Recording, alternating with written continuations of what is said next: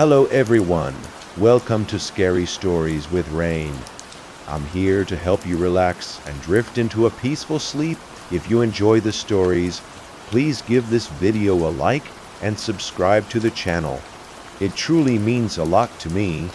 Iggy love to know where you are listening from and what time it is for you right now. Now, get comfortable and let us begin. Whispers in the walls. The stairs creaked like brittle bones under my weight as I hauled the last box up to the 5th floor.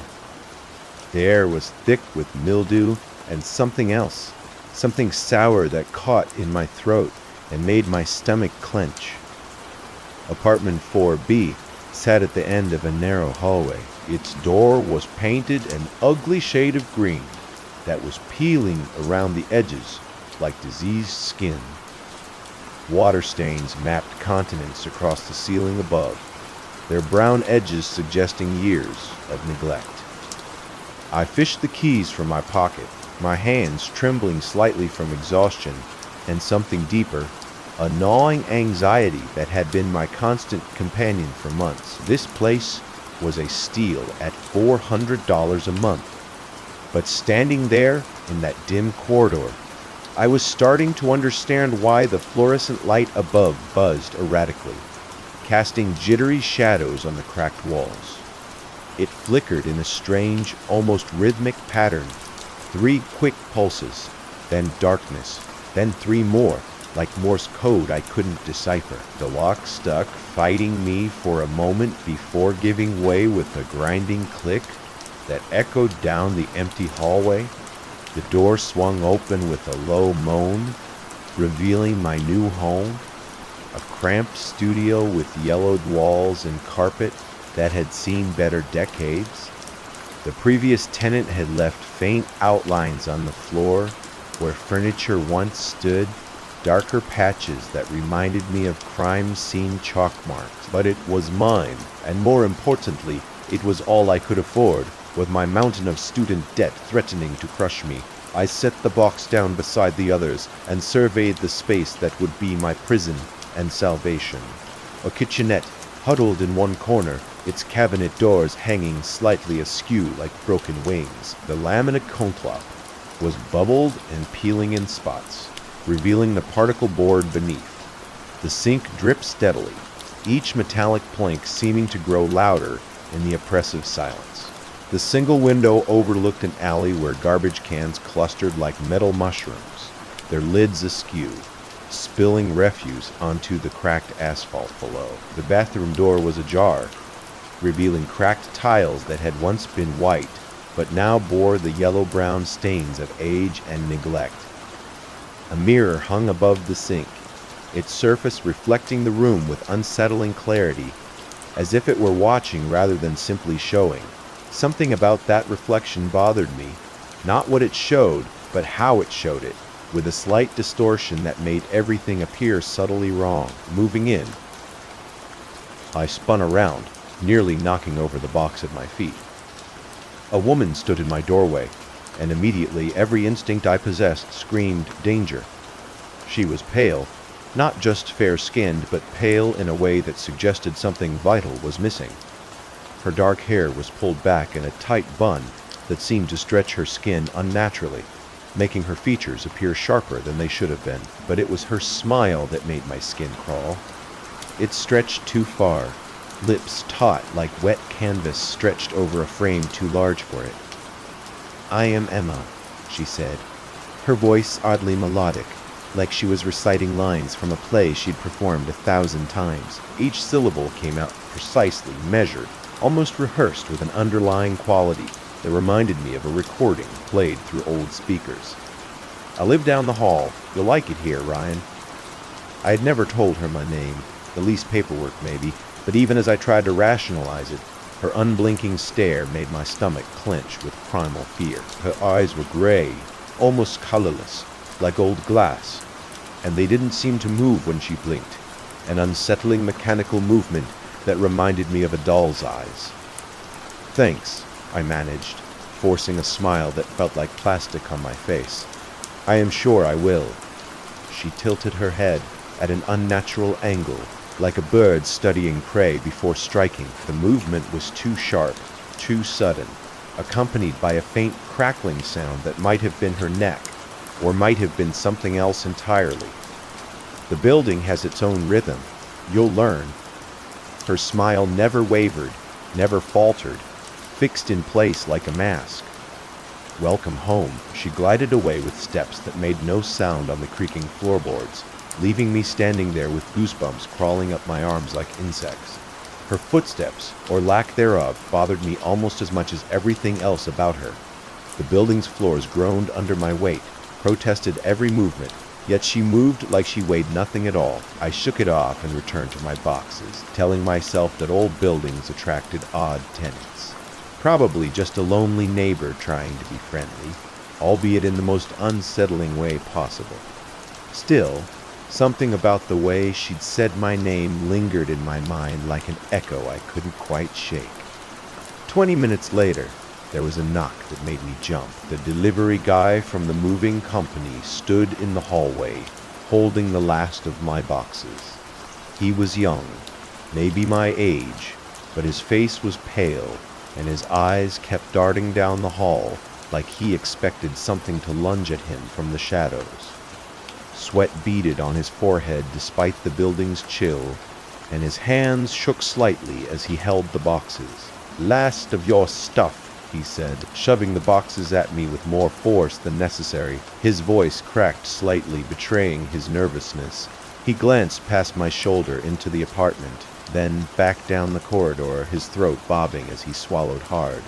"Man, this place gives me the creeps. Bad, you know, like seriously bad."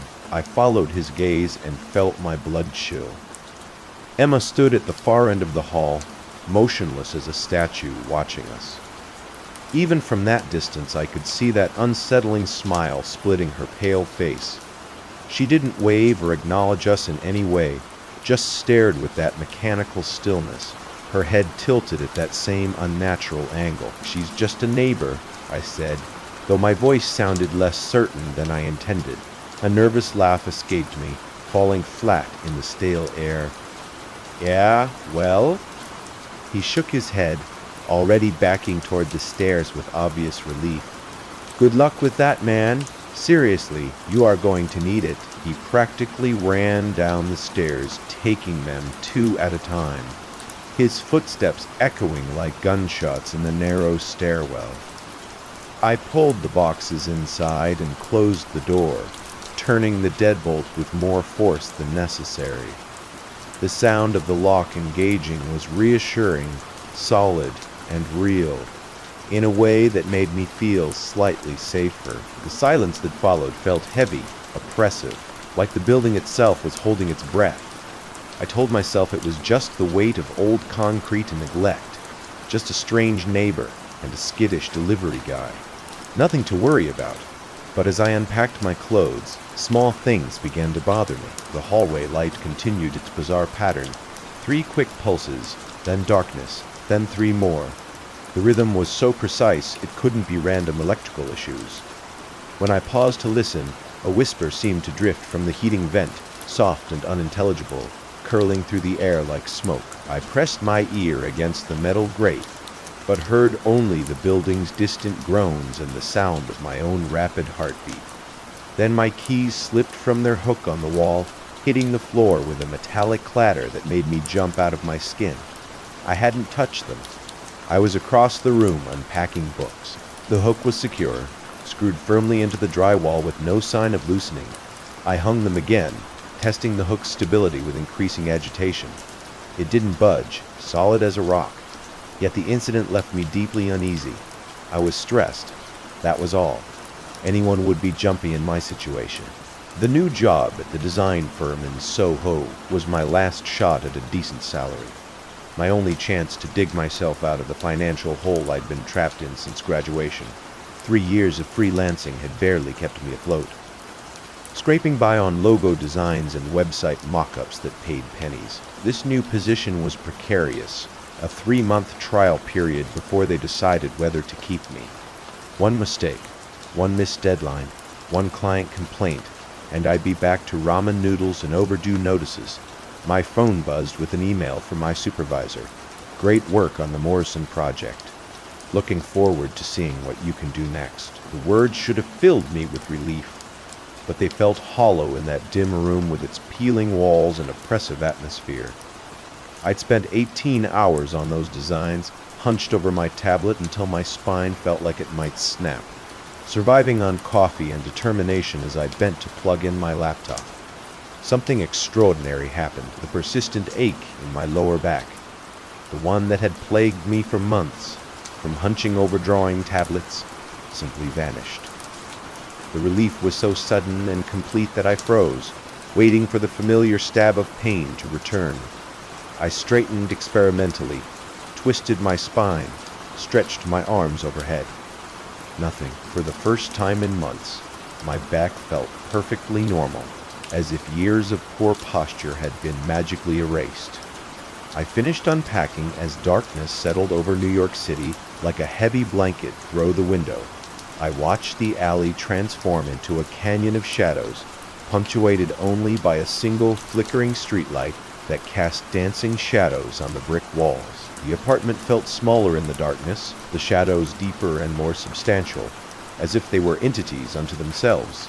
At 11:30, as I was brushing my teeth with water that tasted faintly metallic, I heard it. A low hum emanated from somewhere within the walls themselves. It started as a barely perceptible vibration, then grew stronger, a pulse that seemed to match my heartbeat with disturbing precision. The sound made my teeth ache and my skull throb as if something were trying to drill its way out from the inside. I pressed my ear to the wall, trying to locate the source of the unsettling noise.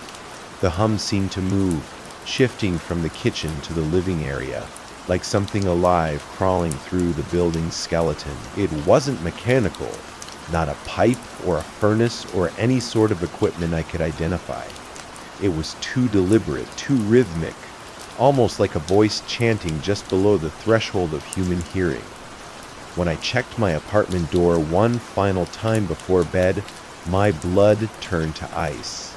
It was open just a crack, maybe an inch, but I distinctly remembered locking it after the delivery. The deadbolt was still engaged, yet somehow the door had drifted ajar on its own. Cool air seeped through the gap, carrying that same sour smell from the hallway, more intense now, almost suffocating in its wrongness.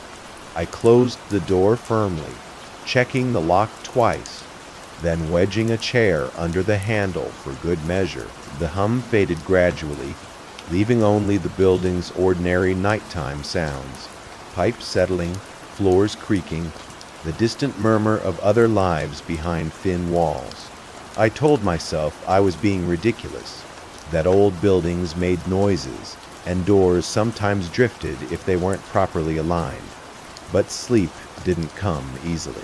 I lay in my unfamiliar bed, staring at the water-stained ceiling, and wondered what I had gotten myself into. The rent was too cheap for a reason. The neighbors were wrong in ways I couldn't articulate. And somewhere in the building's depths, something had hummed with patient predatory intent. Tomorrow, I told myself, tomorrow I would look for somewhere else, somewhere normal. But even as I thought it, I knew I wouldn't. I couldn't afford to. This place might have been wrong in ways I didn't yet understand. But it was mine, and my back pain was gone for the first time in months. Something was watching from the darkness beyond my door, patient and eternal and utterly inhuman. I woke to silence. No alarm, no traffic, just the building's oppressive quiet pressing against my ears like cotton. Friday morning, and I didn't have to work. The long holiday weekend stretched ahead, 4 days of solitude in this place that already felt wrong in ways I couldn't articulate. The air in 4B felt heavier today, thick with moisture that made my skin clammy. I shuffled to the bathroom, and the mirror stopped me cold. For just a second, less than a heartbeat, a shadow flickered behind my reflection, not mine. Something else standing where nothing should be. I spun around, but the bathroom was empty. When I looked back, The mirror showed only me, pale and wide-eyed. "Just tired," I muttered, but my voice sounded hollow in the small space. The coffee maker gurgled to life, and I leaned against the counter, trying to shake the unease that had settled in my bones. Above me, footsteps echoed across what should have been an empty floor, slow, deliberate pacing back and forth, like someone wearing heavy boots. But I remembered the building manager mentioning that the 6th floor was vacant for months. The footsteps stopped directly overhead, and I held my breath, waiting. Nothing. I flipped on the television for background noise, but the screen filled with static, not normal static. Shapes writhed in the gray-white snow, almost forming faces before dissolving back into chaos. I changed channels frantically, but every station showed the same twisted patterns. When I finally found a working channel, the morning news felt jarringly normal after the distorted shapes that seemed burned into my retinas. My phone buzzed with an email from a coworker. "Saw your Morrison designs in the client presentation. They loved them. You are definitely making an impression." The praise should have felt good, but it sat wrong in my stomach, like candy that had turned sour. By noon, the walls felt like they were closing in. I needed to get out, do something normal. The building had a laundry room in the basement, and my clothes from yesterday reeked of that sour hallway smell. I gathered my dirty things and headed downstairs. The basement was a maze of concrete corridors lit by buzzing fluorescence. The laundry room sat at the far end, its door propped open. Inside, a man about my father's age fed quarters into a washing machine.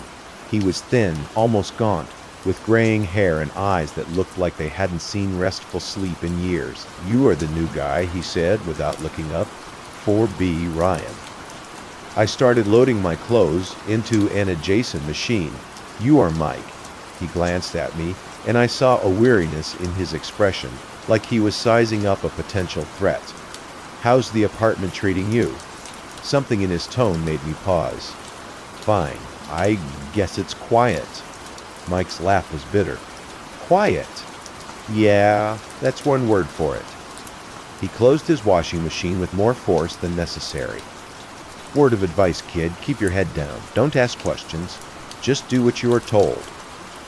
"What do you mean?" But Mike was already heading for the door. "You'll figure it out, or you won't." He stopped in the doorway, not turning around. "Either way, it's not my problem." His footsteps echoed down the corridor, leaving me alone with the mechanical hum of washing machines and a growing sense that I'd stepped into something far more complex than a cheap apartment. Mencken 4B, I ordered Thai food for lunch. The delivery guy, different from yesterday's moving crew, arrived 20 minutes later. But when I opened the door, he froze, his eyes fixed on something behind me and his face drained of color.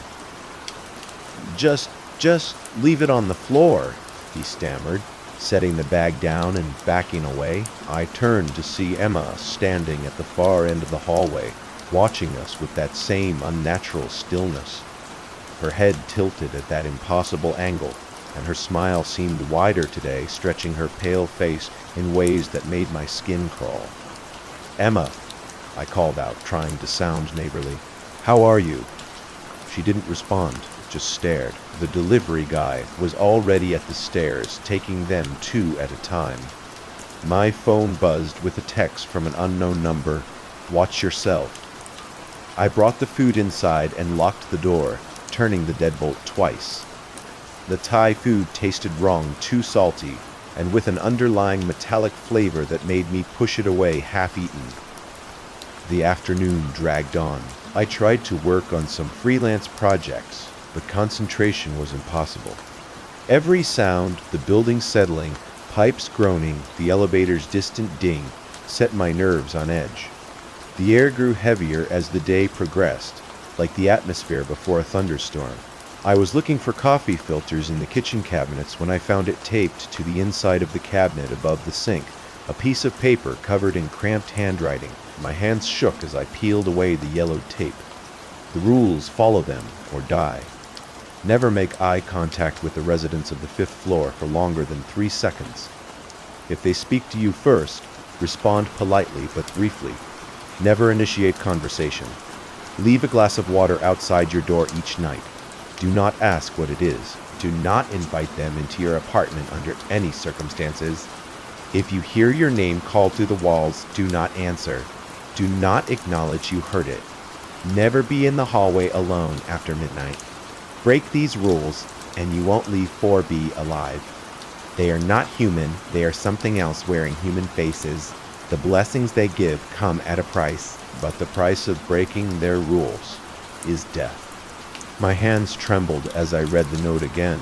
The paper felt brittle, like it might crumble at a touch. The ink was faded but legible, written in a hasty scrawl that spoke of desperation. At the bottom, in faded ink, "Good luck, Em." I thought of Emma's too wide smile, her unblinking stare, the way she moved without making a sound, the delivery guy's terror, Mike's haunted eyes and cryptic warnings. It all clicked into place with a sickening certainty.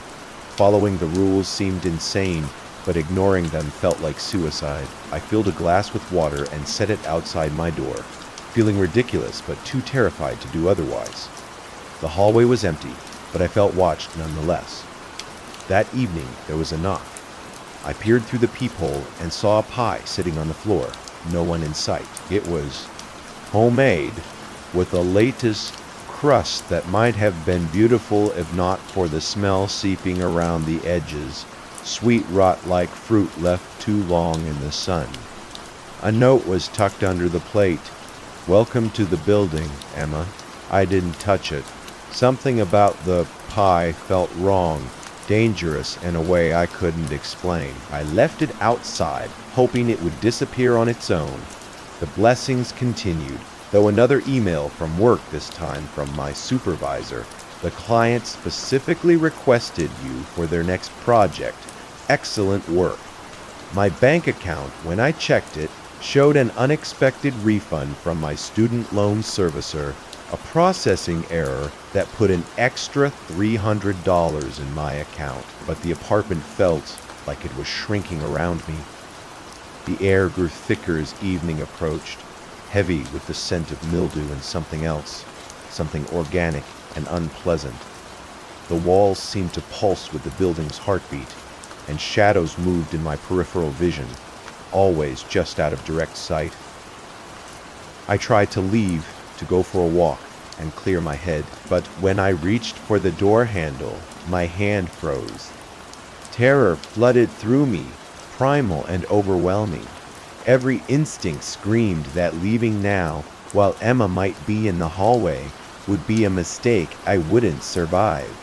The pie was gone when I checked again, not taken, simply gone without a trace it had ever been there. As darkness fell, the building came alive with sounds, footsteps in the walls, whispers through the vents, the distant echo of doors opening and closing.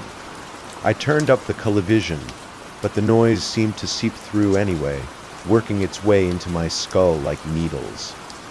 At 11 p.m., I heard it, my name whispered through the wall beside my bed.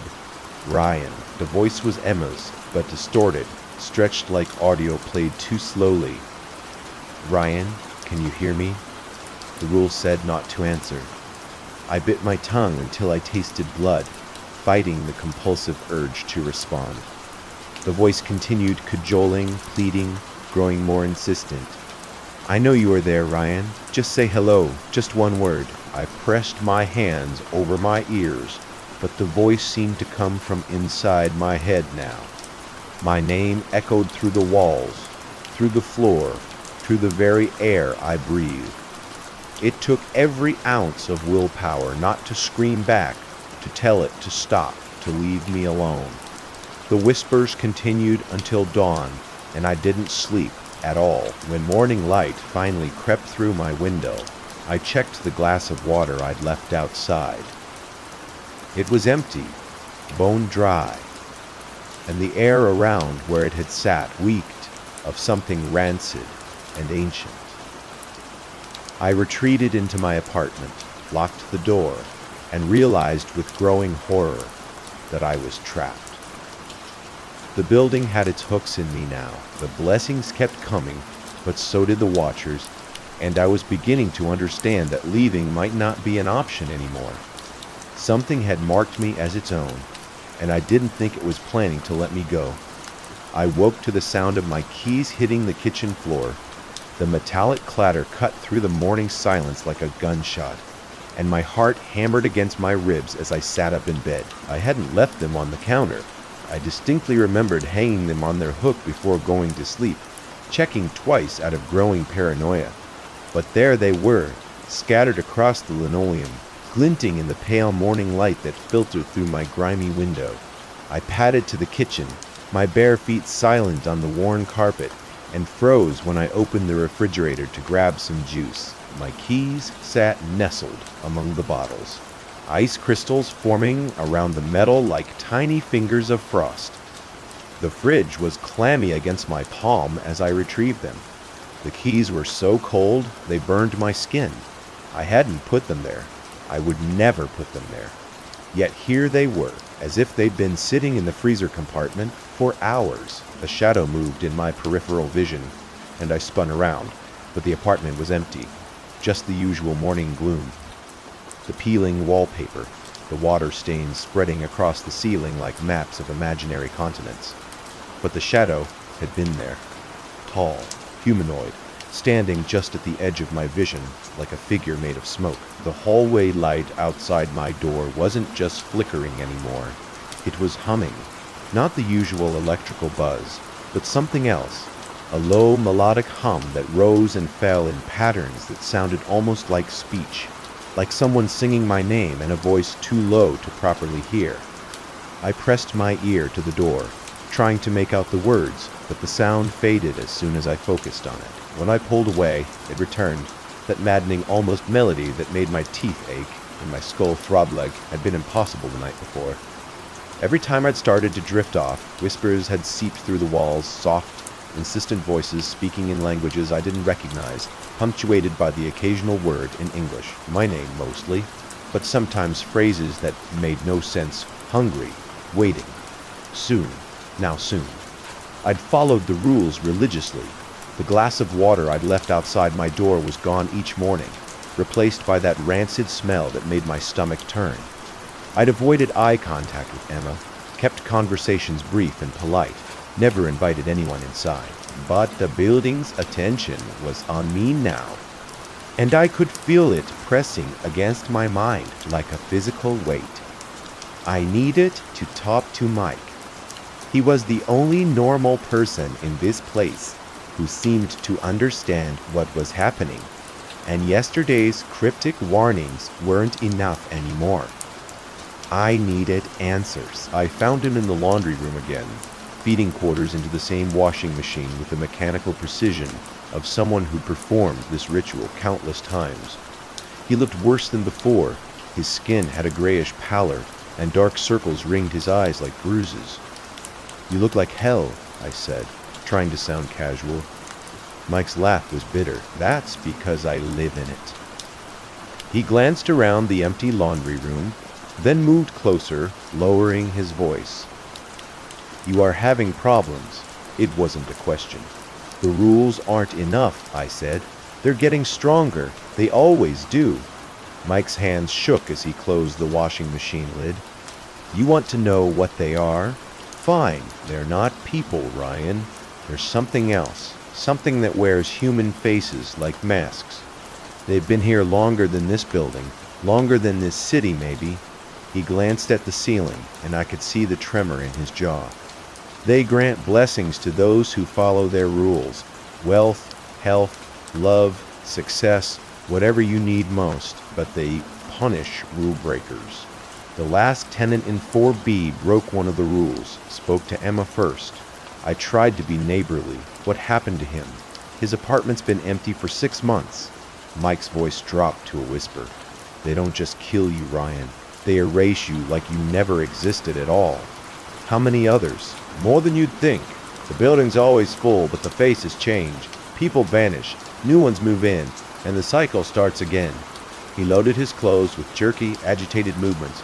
"The ones who survive learn to follow the rules. Keep your head down, don't ask questions. Take the blessings and pay the price." "What price?" But Mike was already heading for the door. "You'll figure it out. or you won't be around to worry about it. Back in my apartment, I tried to focus on work, but concentration was impossible. My laptop screen showed the design project I'd been working on, a logo for a local restaurant, but the lines kept shifting when I wasn't looking directly at them, forming shapes that looked almost like faces. I ordered groceries online, desperate for some normal human contact. When the delivery guy arrived an hour later, I recognized him from the previous day. Young, nervous, with darting eyes that kept checking the hallway behind me. "Just sign here," he said, thrusting the tablet at me. But as he spoke, his gaze fixed on something over my shoulder, and his face went white. "Oh, God! Oh, Jesus Christ!" I turned to see Emma standing at the far end of the hall. But something was wrong with her today. Her smile had split wider, stretching her face in ways that shouldn't have been possible, showing too many teeth that glinted like wet glass.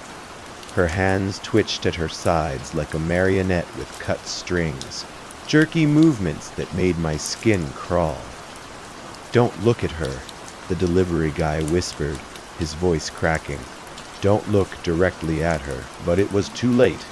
Emma's head tilted at that impossible angle, and for just a moment, our eyes met. 3 seconds, 4, 5. I couldn't look away, couldn't break the connection. Her gray eyes seemed to expand, becoming vast empty spaces that pulled at my consciousness like gravity wells. The delivery guy dropped the bags and ran, his footsteps echoing down the stairwell like gunshots. A few minutes later, my phone buzzed with a text from an unknown number. "She's not human. Get out while you can." I dragged the groceries inside and locked the door, my hands shaking so badly I could barely turn the deadbolt. Emma had seen me looking. She knew I'd broken the rule, stared too long, let my fear override my caution. That's when I decided to search the apartment more thoroughly. If the previous tenant had left the rules, maybe he'd left other warnings, other clues about how to survive this place. I started with the kitchen, pulling out drawers, checking behind appliances, running my hands along the undersides of cabinets. I found it behind the refrigerator. The appliance was heavy, but desperation gave me strength, and I managed to pull it away from the wall with a grinding scrape of metal on linoleum. There, taped to the back in a plastic bag, was a folded piece of paper, yellowed with age and brittle to the touch. The handwriting was different from the rules, more frantic, scrawled in blue ink that had faded to a ghostly pale. My hands trembled as I unfolded it and read, "If you are reading this, then you found the rules, and you are probably scared out of your mind. Good fear will keep you alive longer than courage will." I lived in 4B for 6 years. 6 years of following their rules, keeping my head down, accepting their gifts. They made me rich, promoted me 3 times in 2 years, set me up with the woman of my dreams, cleared my debts, fixed my health problems. The building gives you everything you've ever wanted, but I got careless, got comfortable, started thinking of Emma as just a weird neighbor instead of what she really is. I spoke to her the first morning, just trying to be friendly, said good morning before she could say it to me. She saw me, really saw me, and now they're done with me. I am writing this at 3 a.m. while something scratches at my door. Been going on for 4 hours now. They know I am leaving. They can smell it on me, the intention to run, but they're not going to stop me because they want me to run. They want me to tell people about this place, to spread the word. That's how they get new tenants. Don't slip like I did. Don't get comfortable. Don't ever think they're anything less than predators wearing human masks. And if you are smart, you'll leave before they sink their hooks too deep. The blessings are bait, and the longer you stay, the harder it becomes to walk away. Mark P.S. Check your bank account. If it's empty, you've waited too long. My blood turned to ice as I read the last line. I grabbed my phone with shaking hands and logged into my banking app. The screen loaded slowly, each second stretching into eternity. Zero balance, not just low, completely empty. Every penny I'd had, including the unexpected refund from yesterday, was gone. No transaction history, no explanation. Just a flat zero staring back at me like a death sentence. The building felt like it was closing in around me, the walls pressing closer with each breath. I was trapped, financially, physically, spiritually trapped, in this nightmare place with creatures that wore human faces and fed on human fear. That night, I paid for my rule violation. My apartment door rattled in its frame for hours, the sound punctuated by Emma's voice calling my name from the hallway. But her voice was wrong now, distorted, layered with harmonics that made my bones ache. Sometimes she sounded like herself, sometimes like an old woman, sometimes like a child, all of them calling for Ryan. All of them wanted me to open the door. I huddled in my bathroom with the rules clutched in my sweating hands, reading them over and over like a prayer. The scratching started around midnight fingernails, or claws dragging across my door in slow, deliberate patterns, spelling out words maybe or drawing symbols I couldn't understand. An email arrived at 2 a.m. from my supervisor client, rejected your latest designs. They're looking for a more experienced designer. We'll discuss your future with the firm on Monday. My back began to ache again, the familiar stabbing pain returning with interest. The blessing was fading, the protection lifting like fog in the morning sun. I'd looked too long, broken the rules, and now they were taking back their gifts. I packed a bag with shaking hands, throwing clothes and toiletries into a duffel bag with desperate haste. I had to leave, had to run like Mark had run, before they decided to erase me entirely. But when I reached for my car keys, they weren't on their hook. They weren't in the kitchen. They weren't anywhere. As I searched frantically through my apartment, turning over cushions and checking every drawer, a new sound reached my ears. Laughter. Soft, melodic laughter, coming from right outside my window. I turned slowly, my heart hammering against my ribs like a caged bird. Emma's face was pressed against the glass, her gray eyes now completely black like staring into empty space. Her too wide smile filled the window, and her pale hands were spread against the glass like starfish. We were on the 5th floor. There was no fire escape, no ledge, no way for anyone to be outside that window. But there she was, floating in the empty air, her impossible smile stretching wider and wider, until it threatened to split her face in half. She mouthed a single word through the glass. Stay. I screamed and stumbled backward, crashing into my coffee table and sending my laptop flying. When I looked again, the window was empty, but her handprints remained on the glass. Pale, ghostly impressions that slowly faded as I watched. The scratching at my door had stopped. The hallway was silent, but I could feel them out there, waiting in the darkness beyond my walls, patient as predators who knew their prey had nowhere left to run. I was trapped in apartment 4B with creatures that weren't human, and tomorrow I would have to decide whether to keep following their rules or join the list of tenants who had simply vanished without a trace. Either way, I was beginning to understand that leaving might not be an option anymore. The building had claimed me and it wasn't planning to let me go. I woke at 2 a.m. to my name echoing through the walls with an intensity that made my bones ache. Ryan.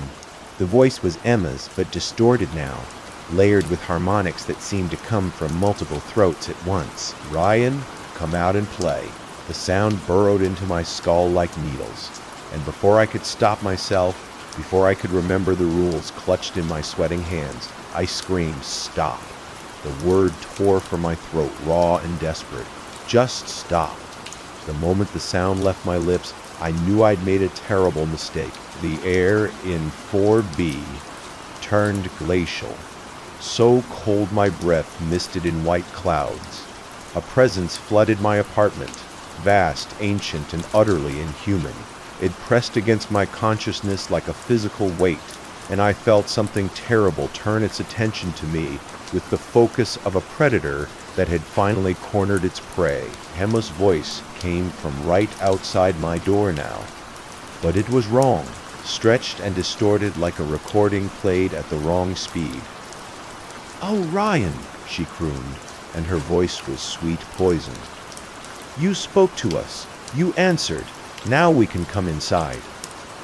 The door handle rattled, turned, and I heard the deadbolt sliding back on its own. Panic flooded through me like ice water. I grabbed the rules and my phone and ran for the bathroom. Slamming the door behind me and turning the flimsy lock with shaking fingers, I wedged myself into the corner between the toilet and the wall, clutching the brittle paper like a lifeline. The presence was in my apartment now. I could feel it moving through the rooms, searching, tasting the air. Footsteps that made no sound but somehow shook the building's foundations. The temperature plummeted until frost began forming on the bathroom mirror, my breath coming in sharp white puffs. "Where are you, Ryan?" Emma's voice came from everywhere and nowhere, echoing through the walls themselves. "We just want to talk. We just want to play." I pressed my hands over my ears and squeezed my eyes shut, but her voice seemed to come from inside my head now. I read the rules over and over in the dim bathroom light, mouthing the words like a prayer. Never make eye contact for longer than 3 seconds. If they speak first, respond briefly. Leave water outside your door. Never invite them in. Don't answer when they call your name. Never be in the hallway after midnight. I'd broken the silence rule. I'd answered when she called my name.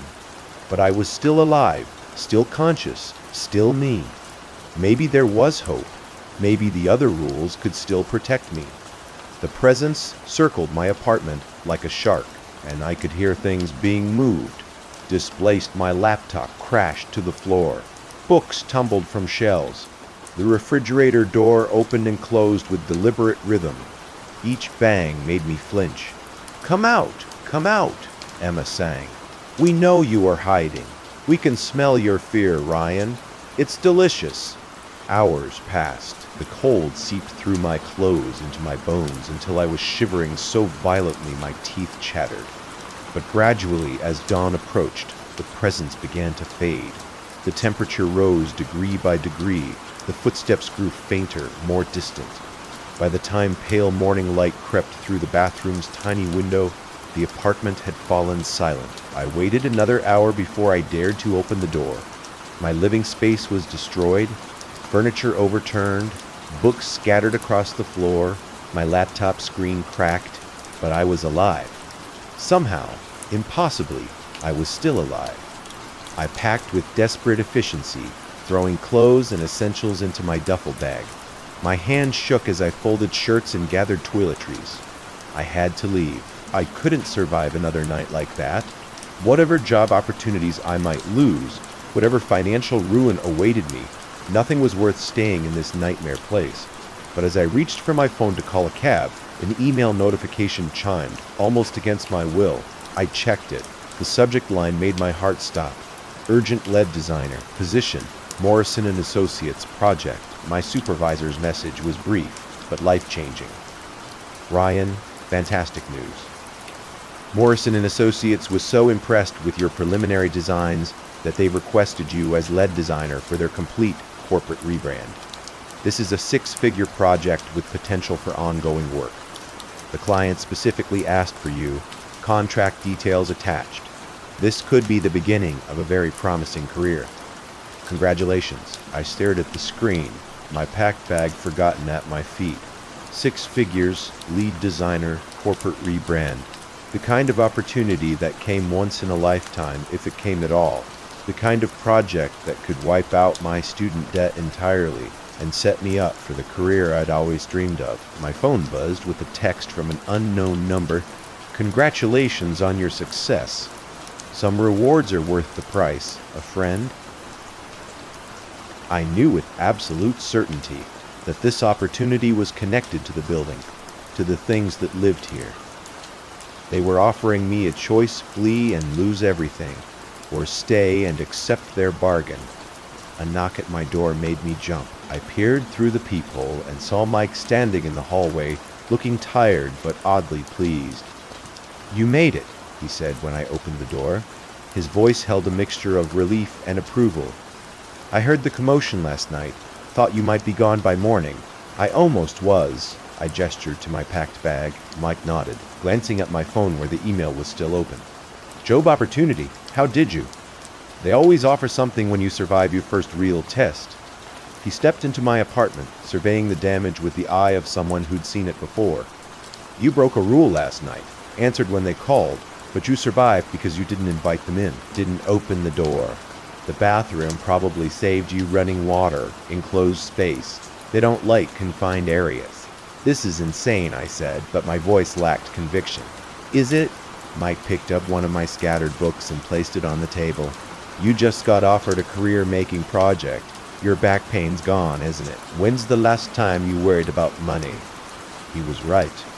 I touched my lower back experimentally. No pain, no stiffness, and the email on my phone represented more money than I'd ever dreamed of making. "Now you know how to live here," Mike continued. "Follow the rules religiously. Never get comfortable. Never let your guard down. Take the blessings they offer and pay the price they demand. It's not a life everyone can handle, but for those who can." He shrugged. "The rewards are substantial." Over the following weeks, I learned the rhythm of veteran life in the building.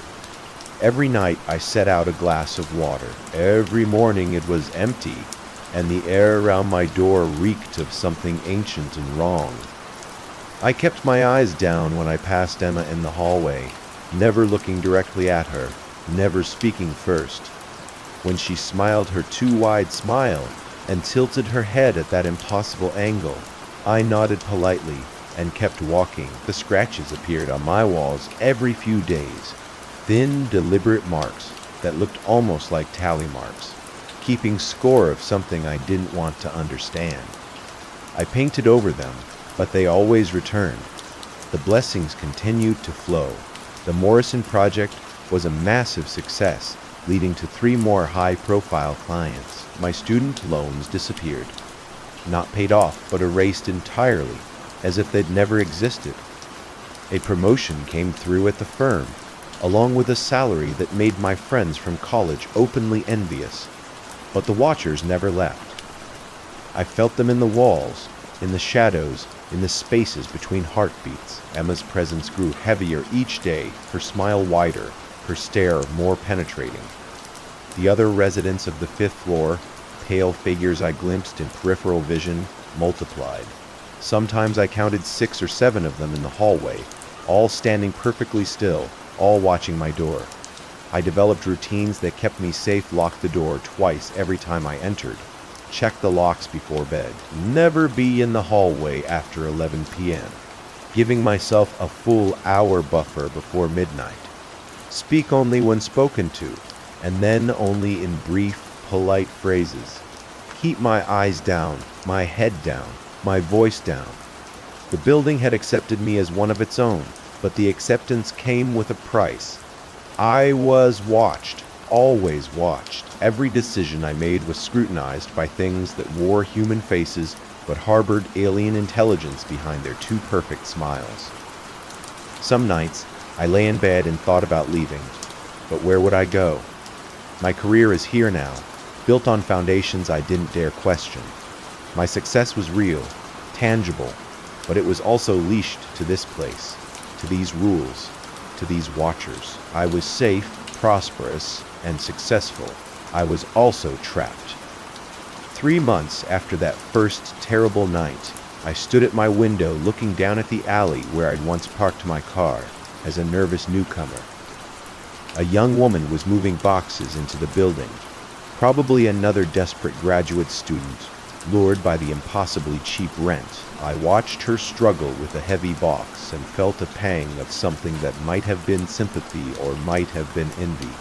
She still had a choice. She could still run. Emma appeared in the hallway behind her, smiling that stretching smile, and I saw the newcomer's face change as some primal instinct recognized danger. But Emma's voice was melodic and welcoming as she offered help with the boxes, and I knew the cycle was beginning again. I closed my curtains and returned to my computer, where 3 new design projects waited for my attention. High-paying projects from clients who specifically requested me, projects that would keep me comfortable and successful and bound to this place forever.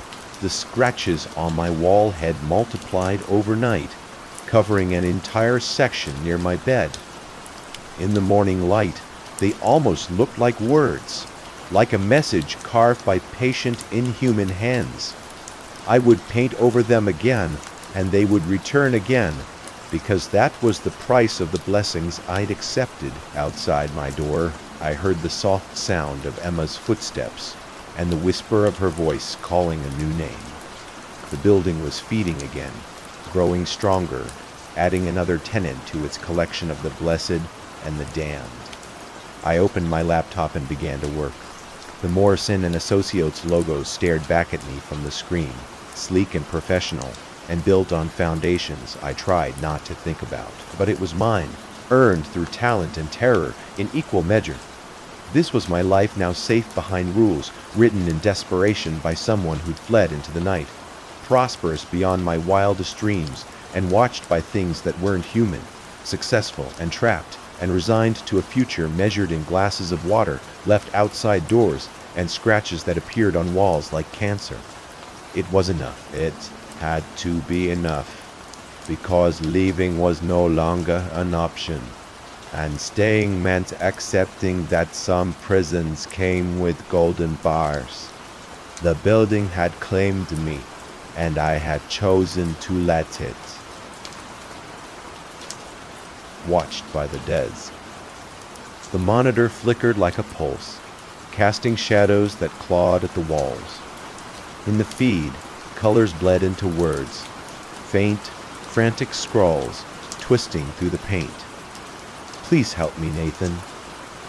No one had uttered that name here before, yet the camera above whirred to life, its unblinking eye now fixed on something far beyond the glass. 3 years ago, I was looking at the local job classifieds online when one of the ads caught my eye.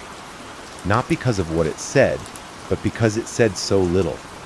Best I remember, the ad just read, "Job available, good pay, no benefits, discretion required." It then listed an email address, and that was all. At the time, I was managing a music store, but I had already started hearing rumors we would be shutting down within the next year, and the likelihood of a transfer to another store was slim. I had been morosely looking at job listings for the last few days, but this was the first one that stood out, if only because I was bored, and it was weird. So I sent an email. Half an hour later, I had a response telling me to go to a particular office building in the Gold Coast neighborhood of Chicago at a precise time for my screening.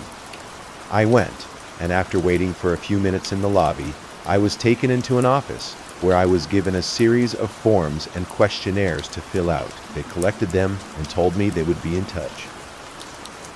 I had almost forgotten about the whole thing until a month later, when I got a call saying I had moved on to the second stage of the hiring process.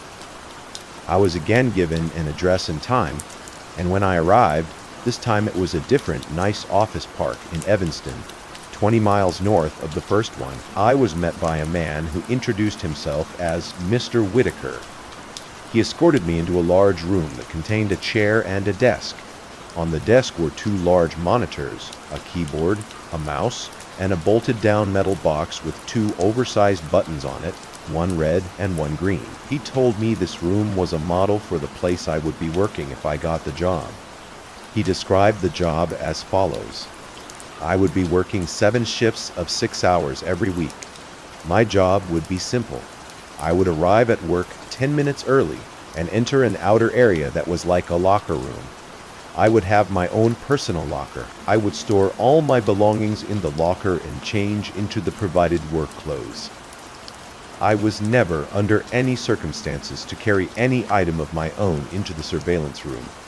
I was never, under any circumstances, to take any item with me from the surveillance room. As for what I was to do in the surveillance room, I was told that the monitor on the left would constantly show a live stream from a high-definition camera in a remote location. My job was simply to watch the camera. Once an hour, I would log on to the computer attached to the right monitor and enter a brief log describing anything interesting that occurred in the last hour.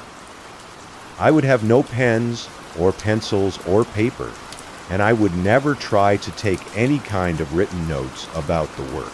As for the red and green buttons, the red button was only to be used if there was an emergency. This meant something on the video or in my workplace that required outside help. The green button was to be hit if I saw something on the video feed that was particularly noteworthy. It would tell other people somewhere that, at least in my opinion, something interesting was going on. Whitaker stressed that while I was given discretion on when to use the button, I should err on the side of only using it if and when something of real significance occurred. He pointed out the camera on the ceiling of the room we were in. He said the real room would be the same. My work would be observed, and other people were watching the room on the video feed as well. He said I was only a redundancy in case other systems failed. He then smirked and asked if I knew what he meant by redundancy. I nodded, trying not to show my irritation. I don't talk that well to people, so sometimes they think I am dumb. That's okay. Let him think that. If he paid me well enough. The pay was very good, $35 an hour. This worried me.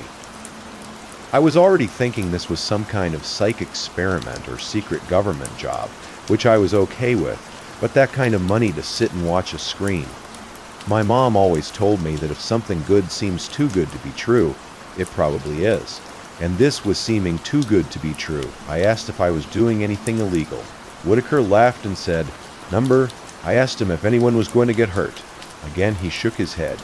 "Number," he said, "the reason they were paying me so much was because they needed employees that were motivated to be professional and discreet. The work they were doing was important, and for various reasons it couldn't be discussed. If I took the job, I would have to sign papers promising I would never discuss my work there, or I could be sued or locked up. I am only breaking that now because of everything that's happened. So I took the job, and because they wanted me to start right away, I had to quit the store with no notice. I felt bad about that, but I was excited about the new job too. It was a lot of money, and it seemed like easy enough work if a bit boring. I was nervous that there was something more to it, but I told myself I would just have to see. No point in chickening out and wasting a good chance because I let my imagination go crazy. I was given the location of the job itself, and when I went there, I was amazed that it really was just like the model room I'd been shown, with only a few differences. There was a locker room you had to pass through to enter the surveillance room, and there was a small bathroom attached to the real surveillance room. Also, the real room had a small water cooler in the corner, but because I wasn't allowed to bring anything with me, I had to eat before or after every shift. The biggest difference, of course, was that the monitors were turned on. The right monitor was just a black and white terminal, like you see in movies sometimes. I could type in my logs, but no internet to look at or anything like that. The left monitor was a video from a room. You could call it a bedroom, I guess, because it had a bed in it. But it had a lot of other stuff, too. A television, sofa, and chairs, a couple of tables, and plenty of empty space in between. The camera must be high up in a corner because I could see pretty much everything except for the far sides of furniture. At first, though, I didn't notice any of that stuff. All I saw was her. She looked to be a little older than me and was very pretty. When I first saw her, she was lying on her side on the sofa. That was the part of the room farthest from the camera. But the picture was very clear, and I could tell she was sleeping. I found myself leaning into the monitor, more so I could see her better. And then I thought about what I was doing. and felt embarrassed. It's like I was spying on her, a peeping Tom, my mom used to call it. I didn't want to be a peeping Tom, but I didn't want to be silly either. I needed to think about it slowly. It was a good job, and I wasn't doing anything wrong, right? I wasn't hurting anybody. The woman looked fine, and the room was nice. She probably agreed to be there, and it's all some experiment or something. I was just overreacting. I sat down in the chair and began my work. It didn't take long before I understood more. The woman, I took to calling her Lily, wasn't there of her free will.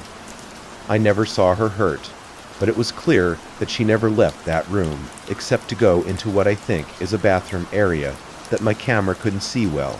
She never left the room on her own, periodically, usually a couple times a week during my shifts. Men and women in strange-looking outfits would come in and take her from the room.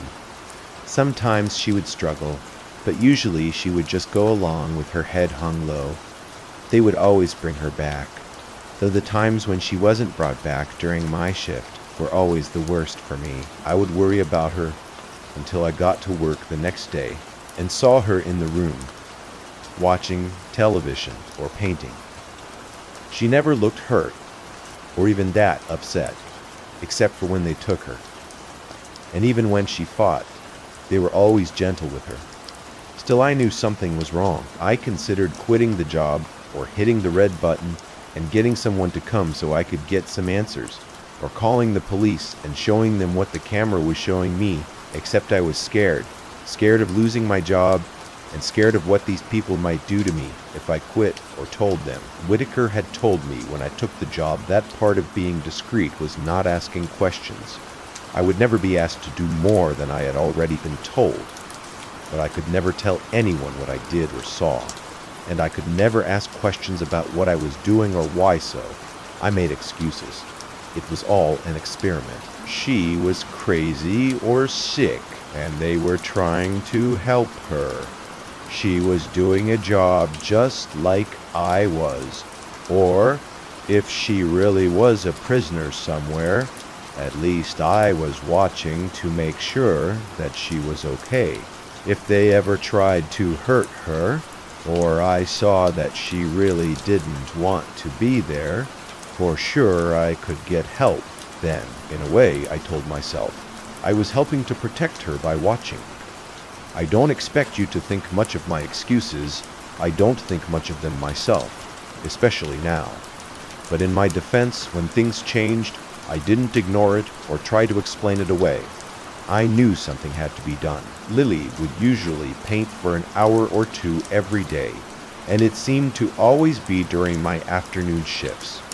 The room had no windows, as far as I could tell, but I guess she either used a clock or her own body's time to keep to a kind of schedule. I always liked to watch her paint. The things she was painting were always facing the wrong way for me to see, but I could see her face as she worked. She always looked peaceful and happy when she was painting, and seeing her that way, smiling serenely from time to time as she got something the way she wanted it, always made my day. I first noticed something was wrong when she started painting more frequently a few weeks ago. Her expression was more focused and serious, and there was attention to her movements that I wasn't used to seeing. At first, I thought she was just really trying to work hard on something, and I wanted to tell her not to worry. Every few weeks, the others would come in and take the old paintings out anyway, bringing in a new stack of, I think the word is, kenzas. But it was more than her being focused. Something was wrong. She didn't look happy, and she was going for hours at a time. In the span of 3 days, she had finished 4 paintings.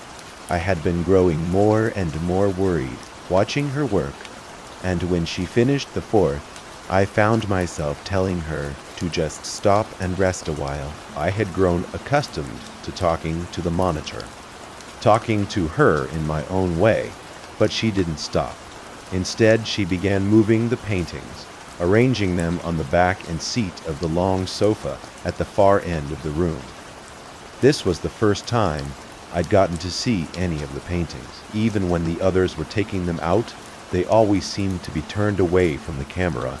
I was still worried about her. but I was also happy to finally see something she had worked on, happy and amazed. They were beautiful. One was a beautiful green forest. Another was an old stone wall. A third was a house sitting alone on a small island. The last was an old-fashioned looking movie theater. All of them looked like something out of a dream, with trailing lines of color mixing in the air around them like leaves caught in the wind. It was only when I looked close that I realized the lines of color weren't random. They were words, easy to miss if you weren't looking close. And by themselves, they didn't seem to mean much, just the ghost of a word, somewhere in each of the paintings, easy to lose in anything else that was being shown. I leaned into the monitor and squinted, trying to read the words. Then my heart started thumping as I made them out, blinking and rubbing my eyes. I looked again, reading them out loud in order, left to right, top pair, then bottom. Please help me, Nathan. I pushed back from the monitor, my hand over my mouth. I didn't know what to do.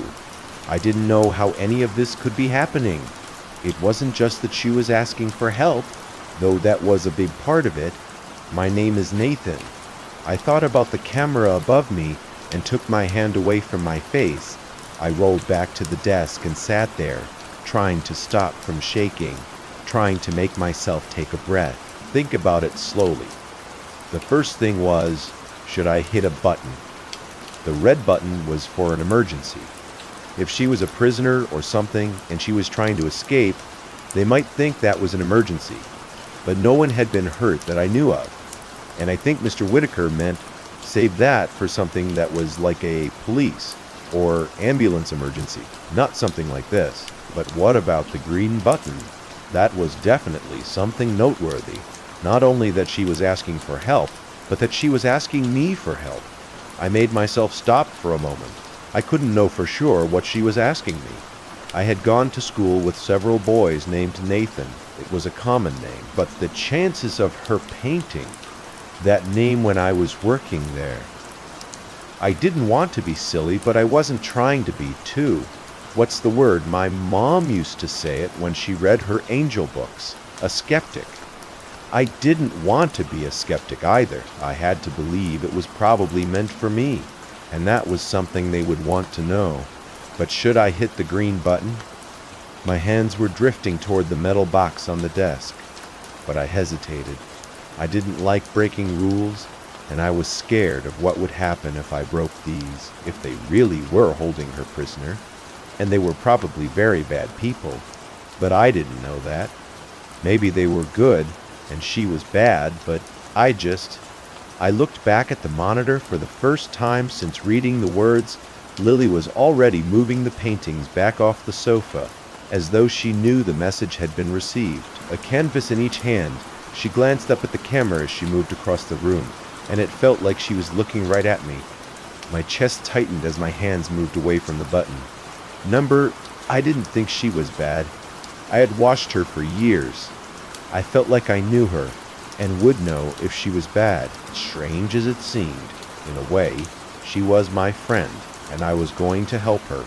The only people I had actually met connected to this job were a couple of people when I filled out the papers, and then Mr. Whitaker when he showed me the model room and told me the job.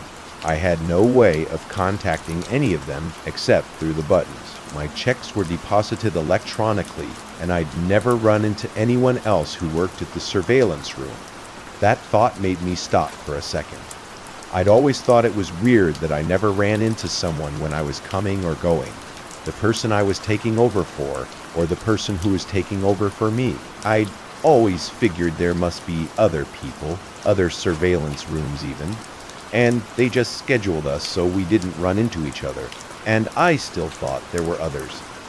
Part of why I thought that was because it seemed like I wasn't the only person who used my surveillance room.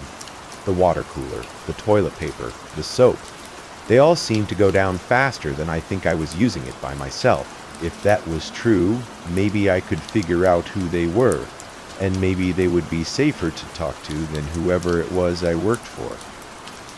I got off work at 8 that night, and instead of grabbing some food and going home, I drove my car around the block, and then parked down the street from the building where I worked. Nothing had changed while I drove around for a minute. No new cars had parked or anything. And if I was right, they didn't send anyone to replace me until they were sure I was gone anyhow. So I sat and waited. I was tired, and the street was pretty empty and boring, but I was too excited and scared to fall asleep. Every time a car passed or someone walked down the sidewalk, I tensed. I kept imagining an SUV or a van pulling up behind me, men getting out and pulling me from my car, taking me somewhere like where they had Lily, to kill or torture me. Half a dozen times I almost cranked up and drove away, but every time I would think of her alone in that room. She had no one but me to help her. And I had to trying hours later. A fat, balding man parked and started heading for the building. As soon as I saw he was able to unlock the door and enter, I opened my car to go and talk with him. Then I stopped. I needed to be smart. I didn't know where they were, but I was sure there were hidden cameras in the locker room and outside the building. If I go running in there and confront the guy, they'll know for sure that I am up to something. Sighing in frustration, I shut the door and waited until his shift was over. I considered tailing him like in the movies, but I was scared I would just lose him or he would call someone for help. So I waited until he was walking back to his car after a 6-hour shift, hopefully far enough away that the cameras wouldn't see. And then I met the man I came to know as Henry Grant. Hey, man, can I talk to you for a minute? His back was to me, and he just waved his hand absently without looking up. Sorry, I don't have any money. I have a good one. He froze as he glanced back at me while talking. Oh God, no. You need to get out of here, kid. We aren't allowed to talk. I could tell he was scared, but I couldn't risk letting him go yet, not after all this. I stepped up and pushed the door back shut as he was trying to get into his car. So, you know who I am. I tried not to sound mean, but I could hear how mad I was in my voice. He yanked at the door again, but I was still holding it, and I was stronger than he was. After a second weaker tug, he turned around, his face strained and tired looking. Yeah, I know who you are. You work here just like me. I am telling you, we aren't supposed to be talking. We aren't supposed to meet, ever. I frowned. Mr. Whitaker never told me that. He never said it was one of the rules. The man shook his head. Mr. Whitaker? Yeah, well, there are plenty of rules they don't tell you. I bet they didn't tell you what you were going to be watching before you started, did they? When I just lowered my eyes, he went on. Yeah, me too. I've been at this job for 10 years. I've seen other people come and go, usually because they broke one of the rules they never mentioned. The only reason I am still here is because I keep my head down and my mouth shut. He wagged a finger at me. You should do the same, if it's not already too late. I felt my stomach curling into a cold knot. Too late? The man rubbed his face. Kid, do you think they don't know we're talking? Do you think anything happens that they don't know about? He looked back toward the building, a look of sadness and fear in his eyes. Hell, for all I know, you've already killed us both. Shaking his head, he pushed me back and started opening the door. Either way, I am done risking it. You need to stop asking questions and just do your job. It's a lot healthier. With that, he got into his car and shut the door. I didn't try to stop him this time, even though I had already been worried about what he was telling me. Hearing it confirmed was paralyzing. What exactly was my plan? He probably didn't know any more than I did, and even if he did, what could I do with anything he told me? I walked back to my car with a heavy heart. I was still afraid, but more than that, I was sad and ashamed. I wanted to help Lily. but I wasn't sure how. I wasn't giving up, but as I drove back to my apartment, I couldn't think of what I should do next. This wasn't a movie. I wasn't a hero, and the only ideas I had left were to either go to the police, who might be controlled by whoever I worked for, or try to get proof of her being held prisoner myself. As I parked my car and walked into my apartment building, I made a decision. Unless I thought of something overnight, I would do both ideas tomorrow. I would break the rule about carrying anything in. I'd use my phone to record a video of the surveillance room, of Lily and how she was trapped somewhere, and of me telling everything else I knew. I would email it to every newspaper, website, and internet channel I could think of. I'd then go to the police and give them a copy too, if I could make it that long without getting caught. Maybe if I did all that, even if they got me, someone would help Lily. I was filled with worry and dread at the idea of being hurt or killed. A part of me kept saying I should just do as I was told and hope that it all went away, but I couldn't live with myself if I did that. Even if I messed up, I felt like I had to try. I was so preoccupied that I didn't hear the person coming up behind me as I unlocked my apartment door. Nathan. I turned around and felt my legs weaken as I stumbled back against my door. I had to be dreaming or crazy. I grabbed the doorknob for support as I looked at the woman in front of me. It couldn't be her, but somehow it was. Lily. She hesitated a moment before breaking into a smile. "Is that what you call me? I like it. My name is actually Sophia, though." I felt my face burning. Of course, her name wasn't actually Lily. That was just something I made up in my head. Still, my embarrassment couldn't keep up with my confusion and joy. "Is it really you?" She nodded. "Yeah, it's me, Lily Sophia." She grunted as I stepped forward and started hugging her, laughing. She hugged me back for a moment, but then she whispered in my ear, "Nathan, we need to talk, and not out here. Can we go inside?" I broke away and nodded, wiping my eyes as I tried to finish unlocking the door with a shaking hand. My heart was pounding, and I still felt like I was in a strange and wonderful dream. But when we had gotten inside and sat down on my living room sofa, I forced myself to focus on the biggest question I had. How Sophia had still been smiling as we sat down, but now she looked worried and sad. "Nathan, that's what I am here to tell you. Things aren't like you think they are. They never have been." I frowned, a new line of fear cutting through my happy haze. "What do you mean?" She held the bridge of her nose for a moment, looking down like she was trying to figure out how to say whatever it was she had to say. "Nathan, you are part of a psychological experiment. I've been a part of it for longer than you have, as one of the actors, and I still don't know all the details. I am pretty sure it's run by some government agency, and I know they're investing a lot of money and time into it. But for what reasons, I am not so sure." I realized I was wringing my hands. No, that wasn't right. It couldn't be right. "This was some kind of trick," Sophia went on. "What I do know is that you are being watched as a long-term subject. They have constructed this whole scenario where you do a secret job watching someone, me, who looks like they might be trapped. They give you instructions and a way of making choices. You've got buttons or something you can choose between, right?" I nodded weakly, my tongue thick in my throat. "Yeah, a red one and a green one." She sighed and nodded. "I think they're testing how much you'll obey, what choices you'll make based on your morals, your intelligence, and your fear. It's interesting, or at least I thought so when I first joined up 6 years ago. They've never officially given me many details, just the overall gist.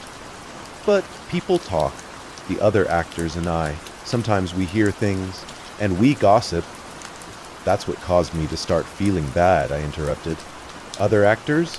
Sophia's eyes widened. "Oh, fuck. Yeah, sorry. I think they still call him Mr. Whitaker And there are others too, and I just stared at her, she went on.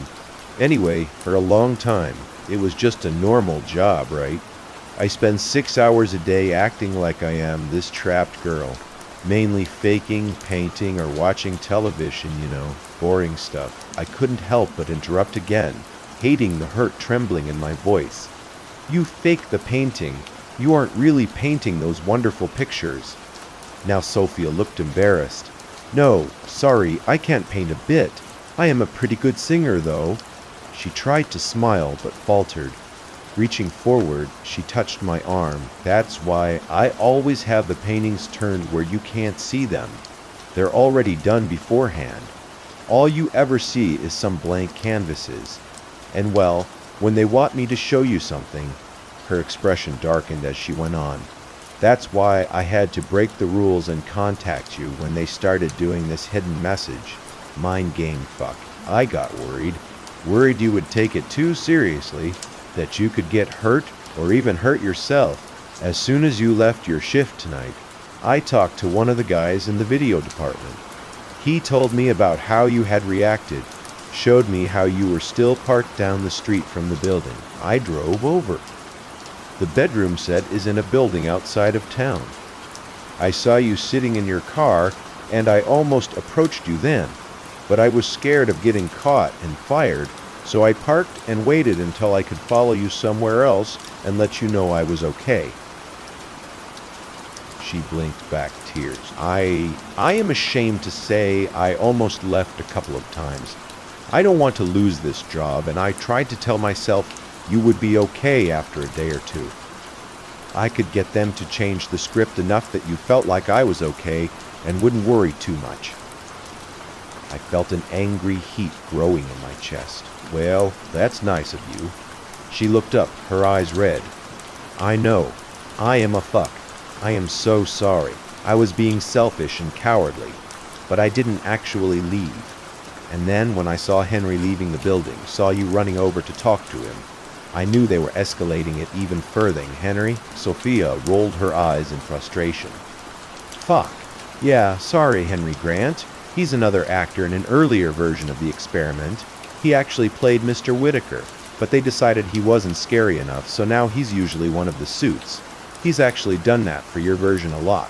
You just can't recognize him under all the getup they wear. I was curling and uncurling my hand on my lap. It was all too much. I felt like a pinball going between anger and relief, and embarrassment and confusion. So, all that stuff he told me, that was all just to scare me, see how I'd react. She nodded as she sniffed and wiped her nose with the back of her hand.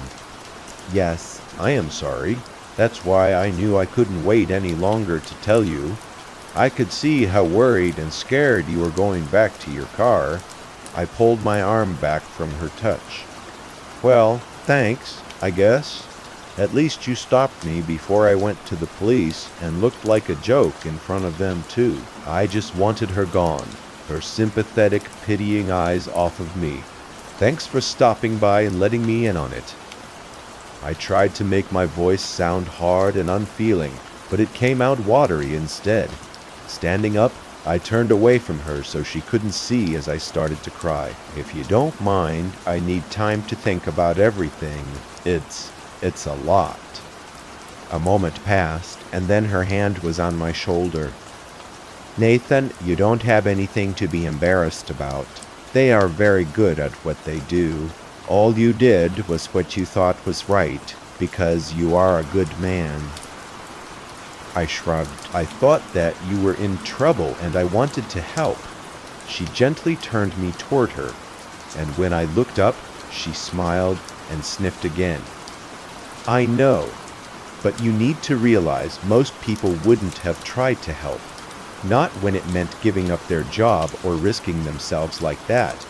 Not for a stranger. I wiped at my face as I looked away. Well, I still feel dumb, but I am glad it's not real. I am glad you're okay. We both are. I paused and caught her eye again. We are, aren't we? Safe, I mean? She hesitated before nodding. Yeah, I think so. Like I said, they have a lot invested in whatever this is, and the fact that they're willing to go as far as they have with you makes me wonder, but I've never seen any signs of anyone getting hurt. I think the worst that could happen is one or both of us gets fired. I felt my face getting red again. Oh, don't worry about that. I am going to quit tomorrow. I'll finally get to hit their damn buttons. Maybe both of them. I started to smile, but then I saw the look on Sophia's face. Nathan, please don't do that. I don't think they would hurt us, but if you up and quit, they'll figure out I've talked to you. I don't think they watch us all the time. But I don't know what they can find out, tracking cell phones, spy satellites, whatever. I am taking a big risk just being here, and I don't want them catching on. I took a step back from her. So, you want to keep getting paid to trick people like me? She reached out and grabbed my right hand. I'd been clenching it unconsciously, and I relaxed at her touch. No, I don't want to, but I wasn't expecting this. How the experiment has changed. Getting to actually meet you. I can't do it long term, but another month or two to save up money, now that you are in on it and won't be scared or hurt by it anymore. That I can do. That we can both do. We can keep going on like normal, take some more of their money, and then one of us can quit. Next month, the other one can. How does that sound? I shrugged uncertainly. It made some sense, and once I calmed down, it would probably make more. She gave my hand a squeeze, and when this is all over, I want to get to know you better. I know I've been playing a role, but for the most part, that's been me. You've been watching all this time. I think it's only fair that I get to see more of you too, assuming you are interested in that. I felt my hand growing clammy in hers as my stomach fluttered. Well, I mean, yeah, I would really like that. Swallowing, I added, how long do we have to wait to see each other again? Sophia grinned at me. Work another month or so, save what you can, and then quit. I'll wait another 2 or 3 weeks, and then I'll do the same. And then she looked up at the ceiling as she pondered it for a moment, and I was struck again by how beautiful she was, even if she was a little different in person than I had imagined. 3 months from tonight, we'll meet right here. I'll come over, and we can start getting to know each other better. How's that sound? Returning to her smile, I nodded. That sounds great. When she left a couple of minutes later, part of me hated to see her go, but another part was relieved. I was so exhausted, and while I was so happy she was okay and we had finally met, I felt like the burned-up wire in an old light bulb. I needed time alone, time to think and calm down, and most of all, time to rest. I didn't even really remember falling asleep, and when I woke up, I realized my alarm had been buzzing for over 30 minutes. I jumped up and raced to get to my shift at work, as she had been leaving. Sophia had stressed again how we needed to act completely the same. That meant not freaking out, but it also meant not acting like everything was okay either. If I suddenly showed no signs of being worried about her, that would tip them off too, I promised. And she left after a brief hug and kiss, remembering that now through the haze of my tiredness the night before, it felt like a dream still. I went into the surveillance room with a much lighter heart. I didn't have to worry or feel guilty anymore about not helping her, and there was some satisfaction in finally pulling one over on the people who had tricked me for so long. Besides, in 3 months, I would be done with this place, and I'd get to see El Sofia again in person, at least, because I got to watch her on the video feed. As soon as I came into work, she was asleep when I first got there, and I found myself wondering if she was as tired as I still felt. When she woke up later and started reading a book, I found myself beginning to smile and had to stop myself. I should still be worried, acting, not smiling like I had a crush. I had to do better, so Sophia didn't get in trouble. An hour or so later, she started working on another of her paintings. Watching her work, I was amazed at how real it all looked. It was hard to see everything from my angle, but I would have sworn she had paint on those brushes and was really painting whatever was on the canvas. I found myself feeling proud of her. She really was a great actress. Not only did I see her not giving any clues that we had met or talked, but she really did seem different in the room than she had in my apartment. I suppose that was what she meant by playing a role. I was almost at the end of my shift, and while I hated to leave her, I had to admit that I was ready for some more sleep. Trying to guard my reactions all day had been exhausting, and I was dreading the next few weeks. But then I realized she was done painting. I expected her to just go and do something else, but instead she picked up the canvas at its edges and carefully walked over to the sofa. Her body was blocking it at first, but then she stepped aside. It was a painting of a massive tree. The bark was dark and red, with a huge twisting trunk that broke off into a dozen branches. Those branches were covered in leaves that were so deep green that they almost reminded me of storm clouds more than the top of a tree. Like all the paintings, I felt touched by it, even now that Sophia had told me she didn't paint them. The images themselves, combined with the colors and small details, really were amazing. Just like this one. If you looked close enough, you could see that there were several small black birds in the branches of the tree. It was funny, but they almost looked like they were. It almost looked like they were made out of words. I felt my heart start to hammer, and I forced myself to stay calm. No point in being silly. I knew it was all a game now, and I just had to play my part a little while longer. Still, I was worried that I would want to know what the words said, so I might as well try to read them. I squinted, following the birds right to left and top to bottom. That girl isn't me. I looked away from the painting to see Lily staring up at me. She looked terrified. Oh no, I had to do something, and I had to do it right now. If Sophia was somehow a fake, that meant they must have sent her, and if they sent her, that meant they knew. They knew about the messages in her painting. They knew about me asking questions, and they knew I didn't hit a button during any of it. I felt panic and fear crawling up my chest, making it hard to breathe. Standing up, I started pacing, periodically glancing back at the monitor to see if Lily could help me, tell me what I needed to do next. But she had laid down on her bed. It was hard to tell for sure with her back to the camera, but I think she was crying. Number, I needed to fix this, get her out of there, and if I didn't have a better plan, I'd just have to go with the one I already had. Feeling the hard eye of the ceiling camera on me, I went to the door and stepped back into the locker room. My phone was in my locker, and after messing up the combination the first time, I got the door open and got it out.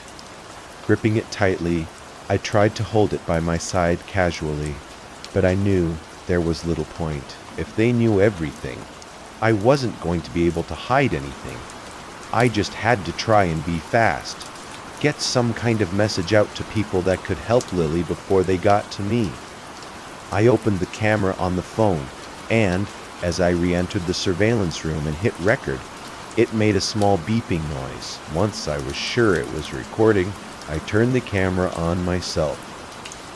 My name is Nathan Brooks, and my job is watching a woman trapped in a room. This is not a joke or a movie or whatever. This is real. For 3 years, my job is to sit in this room. I moved the camera slowly around the room, taking in the door to the bathroom, the water cooler, the desk with the monitors, keyboard, and button box, and watch a video feed of a woman locked up in a bedroom somewhere. I stepped closer to the desk and made sure the monitor showing Lily was clear and in focus. I didn't know this woman was a prisoner at first, or I tricked myself into thinking she wasn't, because the money was good either way. I know she is now, She is in danger, and so am I. After lingering on video of her for a few more seconds to make sure every detail could be seen, I turned the camera back to myself. I had to hurry, or the video might be too long to send quickly. I was trying to stay calm, but I felt myself tearing up as I went on, and did my best to keep my words clear. Please help her. I don't know where she is. I don't know who has her because I don't know who I really work for. But they are bad people, and she is not safe. All I know is that I work at a building right outside of Chicago. I only know the names of 2 other people connected to this place. The man who hired me, Mr. Whitaker, and a man who might have a job like mine, Henry Grant. No, Grant, I think. I don't know if they're real people. Well, I mean, I don't know if that's their real name. Please, I am not crazy. I know how this sounds. Just come here, see the room, figure out where she is, and help her. And I heard the muffled sound of the outer door opening into the locker room. I frantically fumbled with the phone to stop the recording. How do I send? Oh no, how do I? Oh, there it is. I hit the button to share and felt a new panic rising. Who should I send it to? I only had a handful of contacts, and I just selected them all.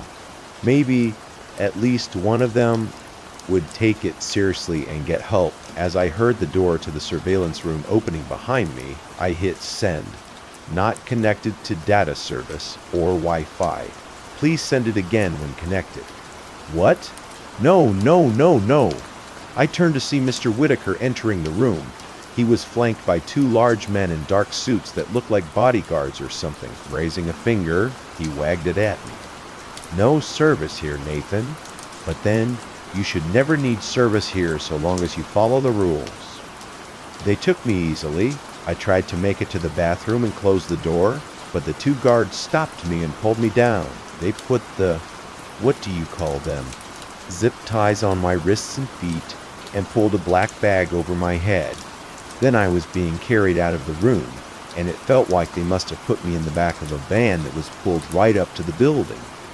I was lying on what felt like a thin, weird-smelling carpet that covered a hard metal layer underneath. I heard someone get into the van with me, and I asked where we were going, if they would just take me and let Lily go. There was a short laugh overhead, and then Mr. Whitaker's voice as he told me that he would explain everything when we got to where we were going. For now, he said, I needed to relax. It was a long drive, and I would need the rest. I went to say more, but then felt a sharp pain in my neck. They had stabbed me. Or no, they injected me with something. I was feeling so strange now, but I had to stay awake. I had to try and get away. I had to. Hello again, Nathan. I blinked as I began looking around. My mouth was dry, my head hurt, but otherwise I felt okay. I wasn't tied up anymore. Instead, I was lying on a padded table, like I'd seen when I went to the doctor. But this wasn't a doctor's office. The room was large, and aside from the padded table, it held a small desk, a desk with a computer monitor on it, and a couple chairs. Sitting in one of those chairs was Mr. Whitaker. I raised up slowly, blinking at him. Where is she? Is Lily okay? The man smiled. You really are something, Nathan, trying to be the hero, even if you don't quite know how. I respect that. He licked his lips.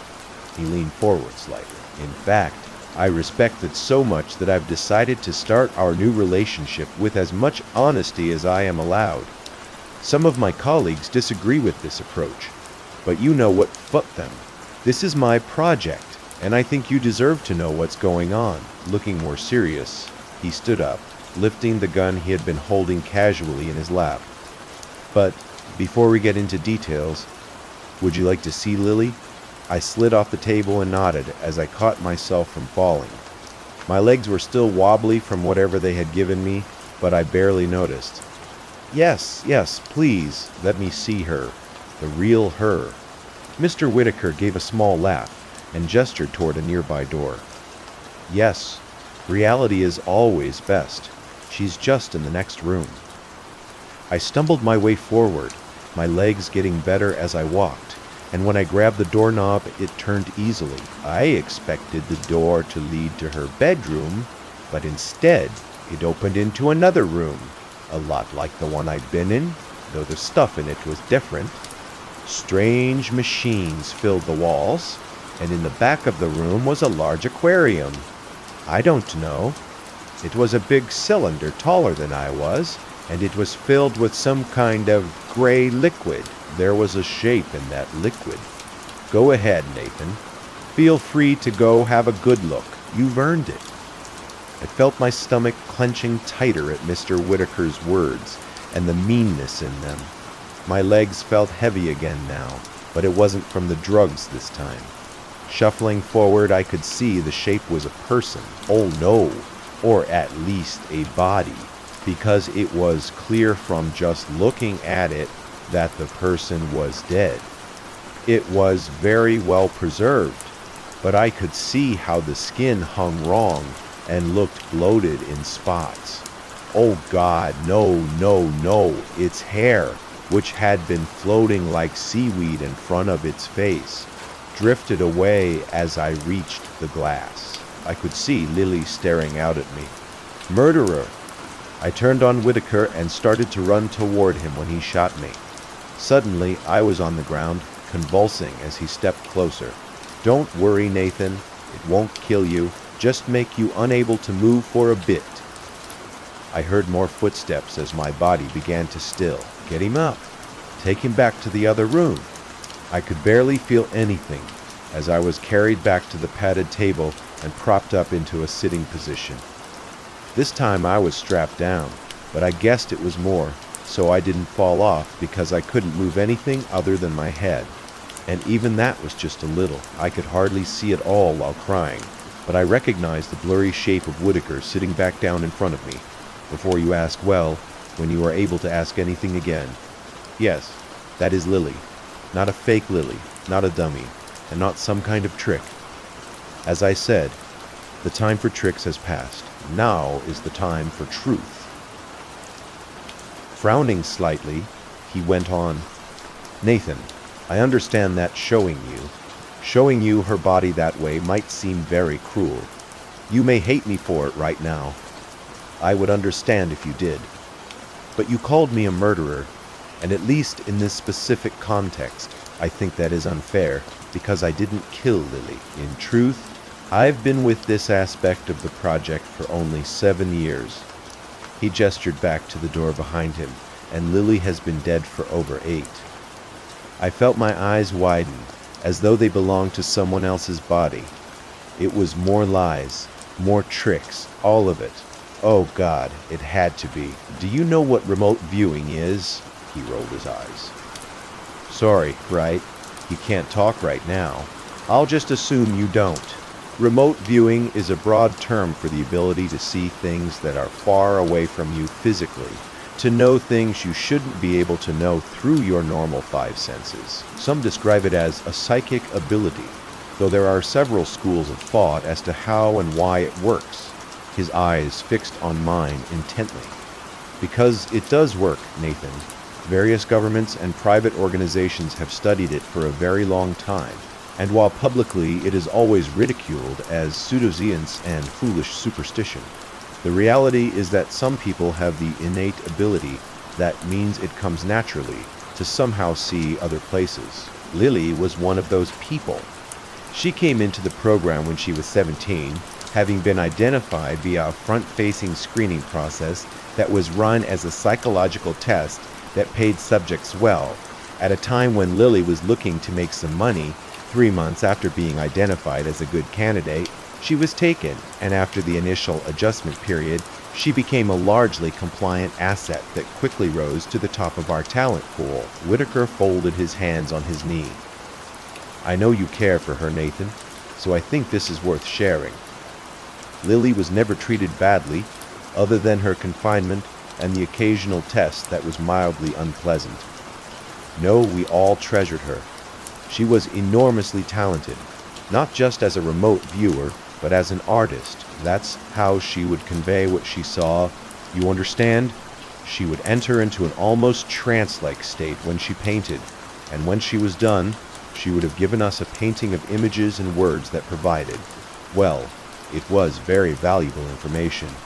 If you ever wondered, that's why there was always such care that the paintings were never shown to the camera. Picking at his pants, he went on. Lily was so talented that she was selected for a new program that we thought might greatly enhance or alter her ability.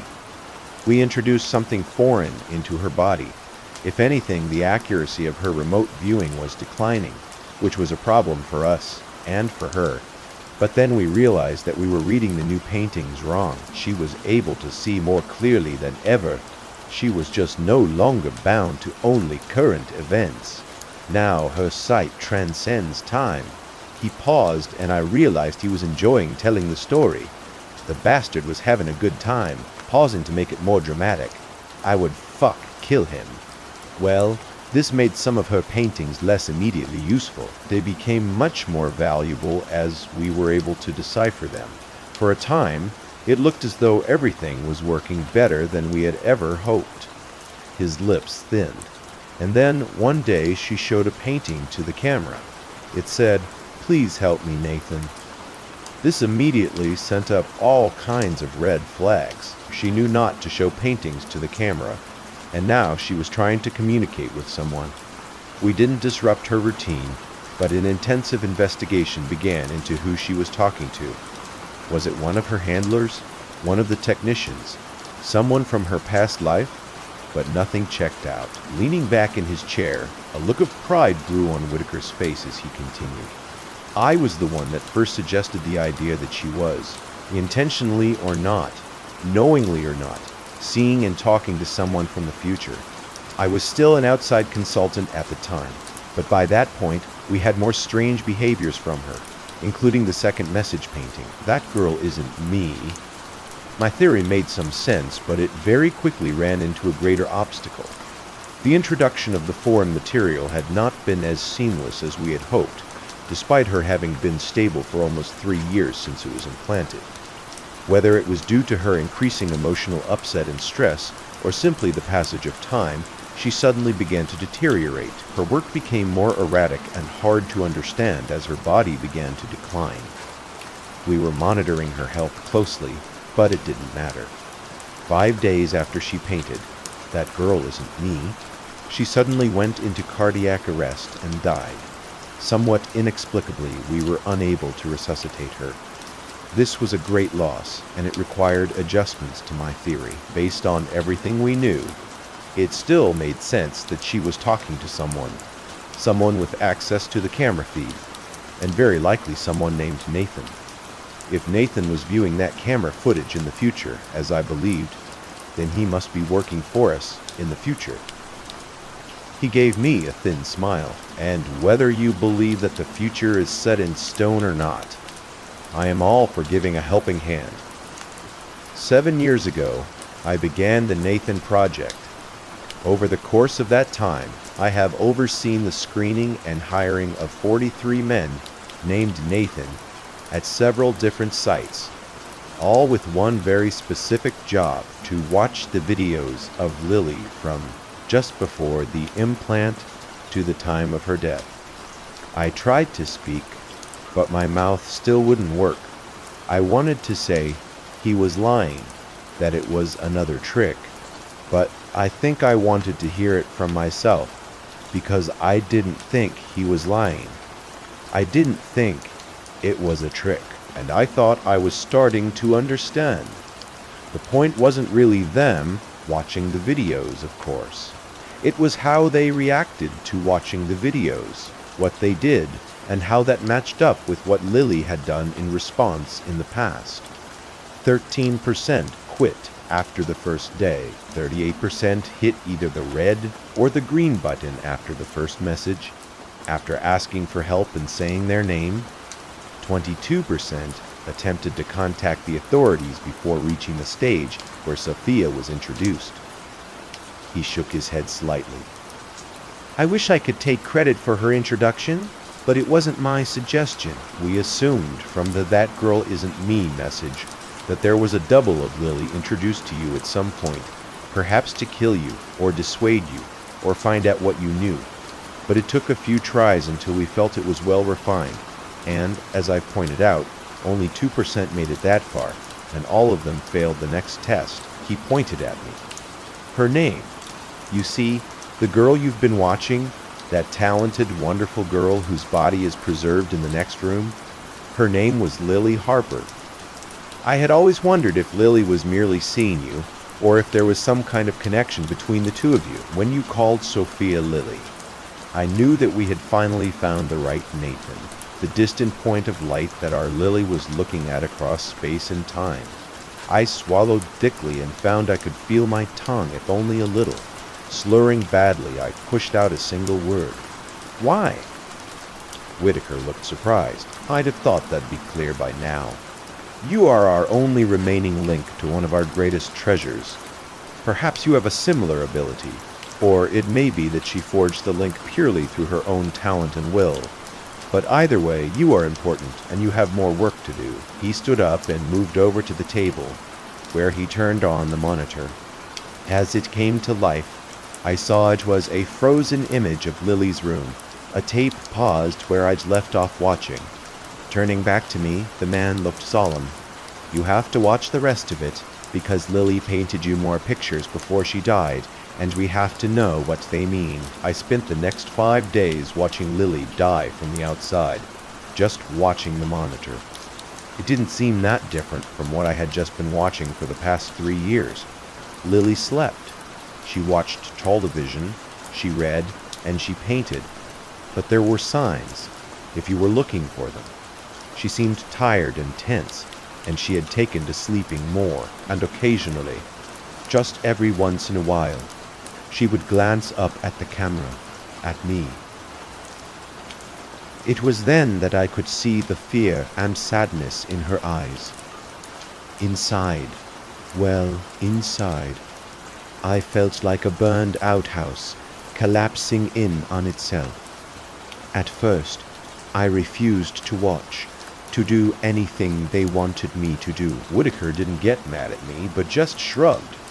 He said, while cooperation was preferred and could go a long way toward making my stay with them more comfortable, it wasn't required. If he was right, Whitaker had said with a thin smile, things would play out as they were meant to, regardless of what I wanted or thought.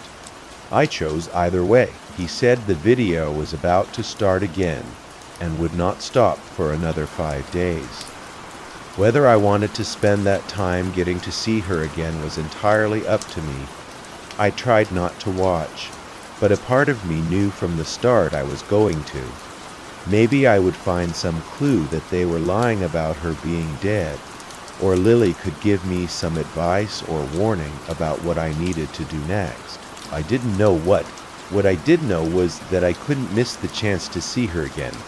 And despite knowing in my heart that she was dead and everything on the video had happened a long time ago, I still felt that by watching I was with her somehow.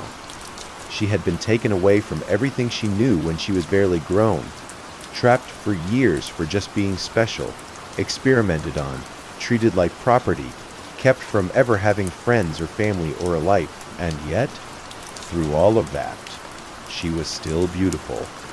Not just on the outside, but on the inside too. I'd spent years watching her, getting to know her in 1,000 tiny ways that so few people ever truly know each other.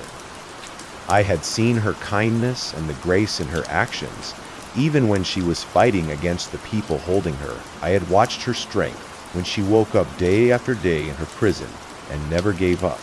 And I watched the beauty of her soul in her paintings, full of swirling colors and, what was the word, wonder. She was able to paint these things she saw with such care and love, despite living in a world that had abandoned her so completely. Well, I wasn't abandoning her. I would watch every bit of the video I could manage, try to burn into my memory every frame of her I saw. Not for them and their stupid project, but for me and for her. I may not have much to do in my life, before they lock me away somewhere or kill me, but I could do this one last thing. Lily wouldn't die alone. I watched nearly all of it, stopping only to eat quickly and use the bathroom. Until the last 2 days, I would ask the guards to pause it, but they would only shake their heads and say Whitaker said it had to play normally until it finished. By the 4th day, I was in a stupor. I had already dozed some of the first 3 days, but when I woke up on the 4th day, I could tell a few hours had passed. There were 2 trays of food on the bed, one breakfast and another lunch. I looked back at the screen in a panic, worrying I had missed something, but Lily seemed to be just waking up too. I noticed her putting her hand on her stomach as she got out of bed, and felt my own stomach twist. She was already hurting. Lily glanced at the camera and tried to smile before moving to set up a new canvas for painting. This was the second of 3 paintings she did in those last days. The first had been on the inside of an old-fashioned movie theater from the viewpoint of someone sitting in a back row. On the movie screen was just the image of a sledgehammer propped against a brick wall. I didn't understand what it meant, and I found myself scanning the picture for some message or other clue. Eventually, I found what it might be, though I didn't understand it either. Lily must have come to understand that they knew what she was doing with the paintings and didn't want to stop her, because these last 3 she set up much closer to the camera. I was still squinting and studying the painting closely when I realized the flipped-up seats in the next row up had brass number plates along the front edge of the seats. Though they were upside down from the viewpoint of the painting, the angle was good enough that once I noticed them, I was able to read them. 2, 43, 26, 89.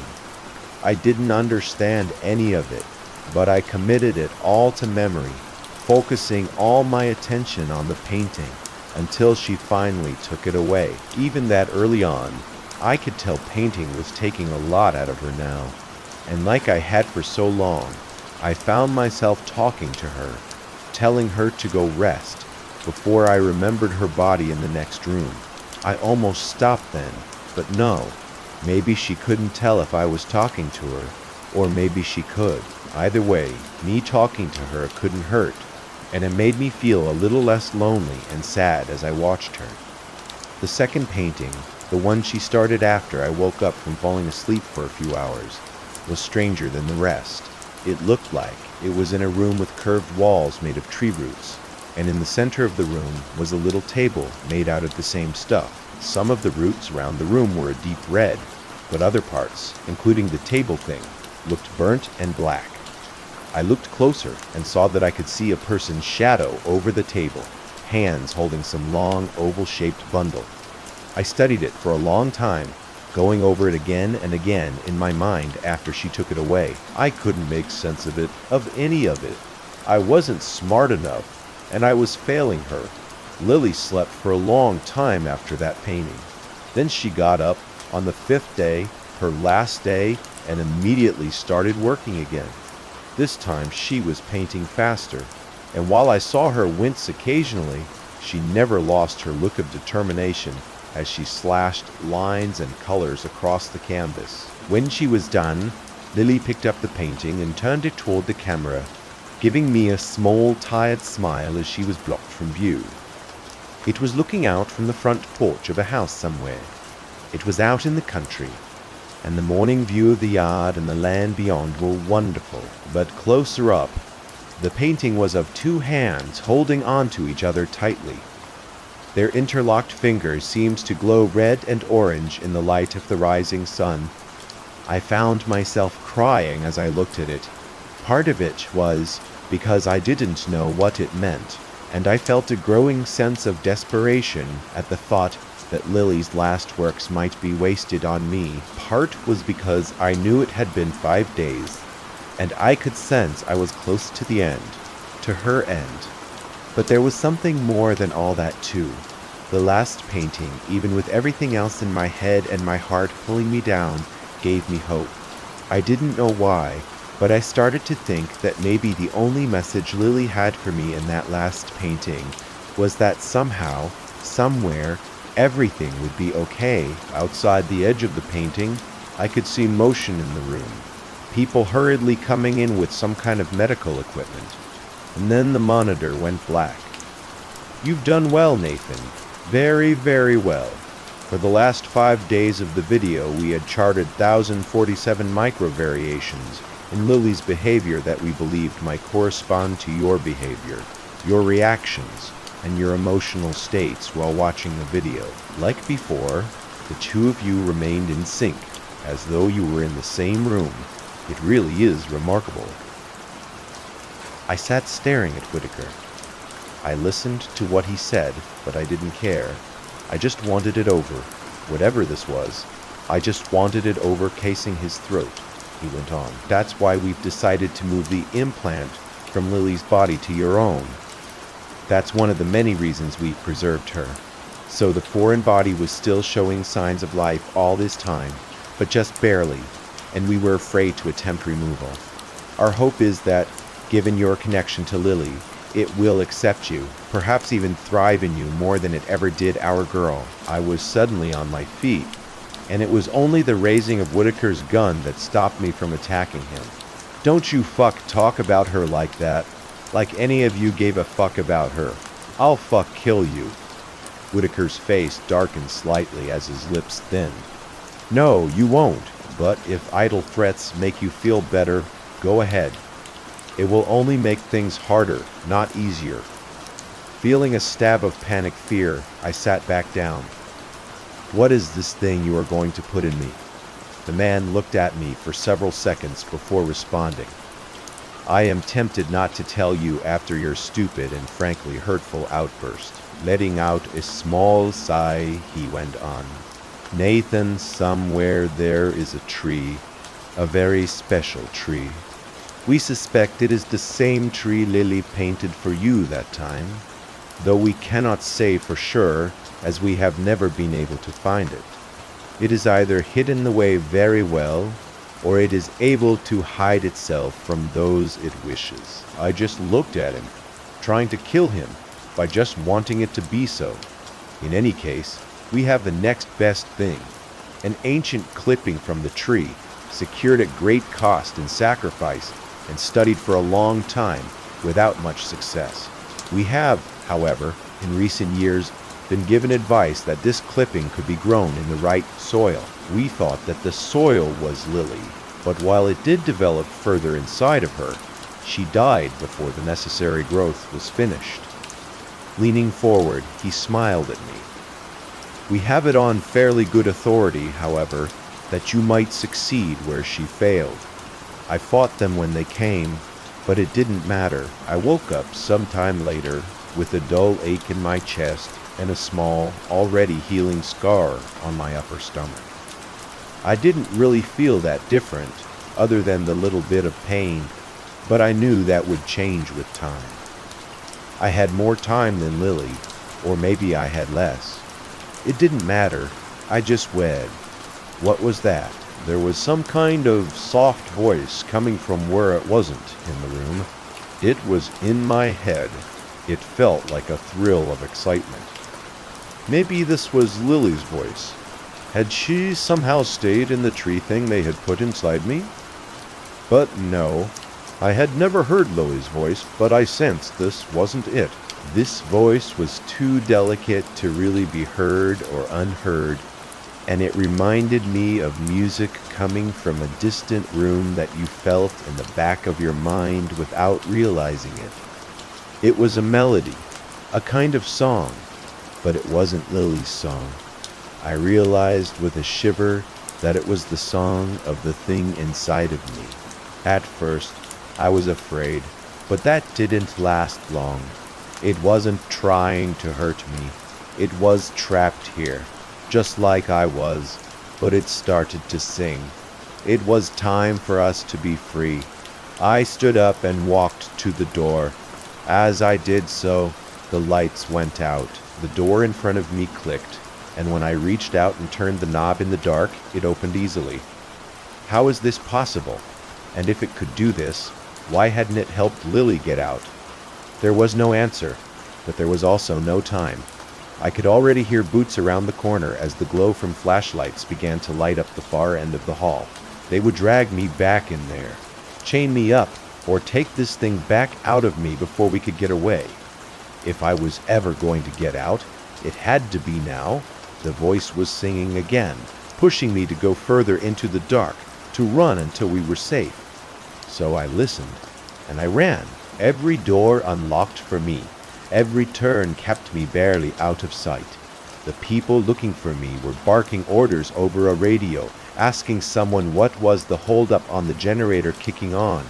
Whatever the response, the hallway stayed dark as I drifted through them, blind but not falling, lost but not being found. When I reached the final door, I opened it into a bright afternoon. My lungs burned a little at the first fresh, unrecycled air I had breathed in a week. Blinking, I waited for the voice to tell me where to go, but it had fallen silent. I closed the door as panic began to rise in my chest. All this, and I would get caught because I didn't know where to go. I was outside a plain brown building in the middle of nowhere. There was a road going off to the right, and to the left there was Lily's forest from her first painting to me. I knew it was the same forest immediately, and not just because it was matching the painting so closely. I had some strange sense that felt like a kind of magnetism, or how birds know which way to fly. Looking around for a second, I felt like I was being pulled. When I looked again at those woods, this was right somehow. I knew this was the way I needed to go, so I went. I had made it to the edge of the forest when I heard the noise of men coming outside the building. I thought about hiding, but I knew that was a bad idea.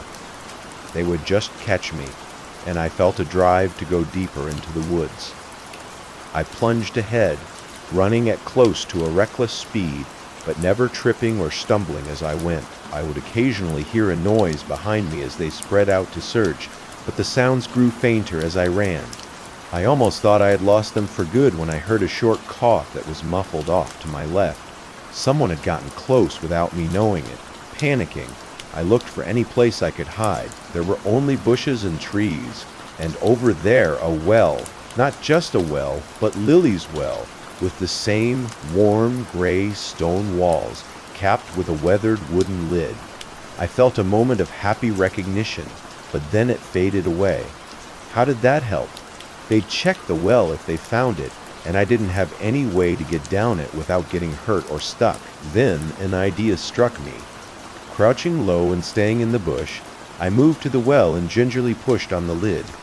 At first it resisted, but when I pushed a bit harder, the wooden circle slid aside enough that you could clearly see someone moved it. Glancing around, I eased back into the bushes as I heard soft footfalls approaching. We need to check this out. You think he went down the well? Better hope not. He probably broke his neck if he did, and then it's our asses. I could see the two men approaching, both of them wearing dark body armor and carrying assault rifles. The older of the two shrugged back at the other one. Better that than he's hiding in there and we didn't check. Looking irritated, the younger man nodded. I'll look. He went over to the well and shoved the wooden lid aside, causing it to clatter to the ground. Hitting a button on his rifle, a flashlight sprang to life on the barrel. He started to shine it down into the well as the other continued to look in every direction. I was worried he would see me if I moved, but I couldn't wait. I just had to stay calm, think slow, and move fast. I kept expecting to hear them yell, or feel something, or someone strike me in the back. But nothing came. As the afternoon light began to dim, I saw the trees thinning ahead. I was approaching a road. It looked like a normal public road, too, with several cars passing one way or the other. As I walked out of the forest and up the hill to the asphalt, the idea of hitchhiking especially this close to where they held me, was frightening. But I saw little choice. I was wearing sweatpants and a t-shirt they had given me and my own shoes, but I had no money or ID or phone. My only chance was to get far enough away that I could try and get help. I jumped slightly at the hiss of hydraulic brakes as a large semi rolled to a stop next to me. The passenger window rolled down, and an older man with white hair and a graying mustache leaned over and peered down at me. "You look lost, son. Do you need a ride?" I looked down at the door of the truck. It had a logo that said Jenkins and Sons Construction and Hauling. Below it was a cartoon man hitting a wall with a sledgehammer. Looking back up, I smiled at him. "Yes, sir, I do." I woke up 5 hours later as we pulled into a truck stop somewhere in Indiana. I had planned on staying awake the entire trip, but that had only lasted a few minutes before exhaustion overtook me. I glanced over at Walter Jenkins, and he gave me a toothy grin. "I am tired, but you were plumb tuckered out. I've got to fuel up, shower, and get some grub. I am going on to Ohio after that. If you want to ride further, just be back here in an hour." "Sounds good." I nodded and thanked him again for the ride as I got out. I felt groggy from sleeping, but otherwise okay. I just needed to decide whether this was a good spot to ask for help, or if I should ride with Jenkins further. He seemed like a very nice guy, and he would probably try to help if he could, but I wanted to avoid putting more people in danger if I could help it. Looking around, I saw we were in a fairly nice little town. I decided I would go look around for a few minutes and then decide what to do. I was only 3 blocks down the street when I saw the flickering of lights in the distance. It was a movie theater. As I got closer, I felt my chest tightening. It was the one from Lily's painting. "Hey there, welcome to Valparaiso." The guy standing at the counter bar of the movie theater looked a little younger than me, and while he seemed friendly enough, he also looked slightly concerned. "If you are here for the horror double feature, I am afraid the second movie is about 30 minutes in. I can give you a half-off rate if you want to see it, though." I shook my head and tried not to look as strange and crazy as I felt. "No, that's okay. I recognized this place from a picture a friend of mine painted, so I came in to ask if you knew anything about her." He raised his eyebrows and shrugged. "Okay, weird." He smiled and added, "Weird but interesting. Who is she?" I swallowed. "Her name is, it was Lily Harper." I expected him to look surprised or excited or angry, but I could see right away the name meant nothing to him. Shaking his head, he shrugged again. "Sorry, it doesn't ring a bell. I'd say you could ask the owner, but he's on vacation this week." Nodding, I searched my mind for something else to ask, some way to make this place matter the way her other paintings had. "Is there anything unique about this place? Then it's history or something." The man grinned. "Buddy, you are clearly not from here. This place is super boring. Not just the theater, but the whole town." Frowning in thought, he added, "The only thing I know about the history of this place is that there used to be a house here that burned down. This was like in the 1920s or 30s, when this wasn't even a part of the town. Couldn't tell you the first thing about it beyond that, but I still bet it's the most interesting thing that's ever happened here." I let out a disappointed sigh. "Okay, thanks." I turned to leave when the guy called out again. "Hey man, I am sorry I couldn't help more. If you come back, I'll get you a discount on a movie half off. If I am not working, tell them Tyler said it's okay." I waved and tried to smile as I headed for the door with a heavy heart. "Why did you lead me here, Lily? What's here that will help?" I was outside again, staring up at the theater's bright, blinking signs, as though they were going to give me some kind of secret signal, when I noticed movement out of the corner of my eye. There was an alley that ran alongside the theater and went behind it to something. Whatever was back there, the light of a distant security lamp, cast shadows along the wall of the alley, and those shadows were moving. Instead of feeling afraid, I felt excited as I started down the alley. Lily had led me here, and I just had to trust that there was a reason for it. I kept moving until the shadows were made by leaves blowing in some wind I couldn't feel.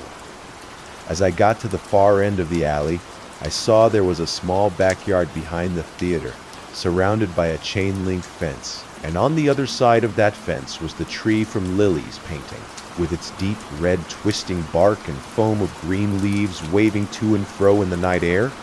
I felt a surge of warmth in my chest as the distant singing began again.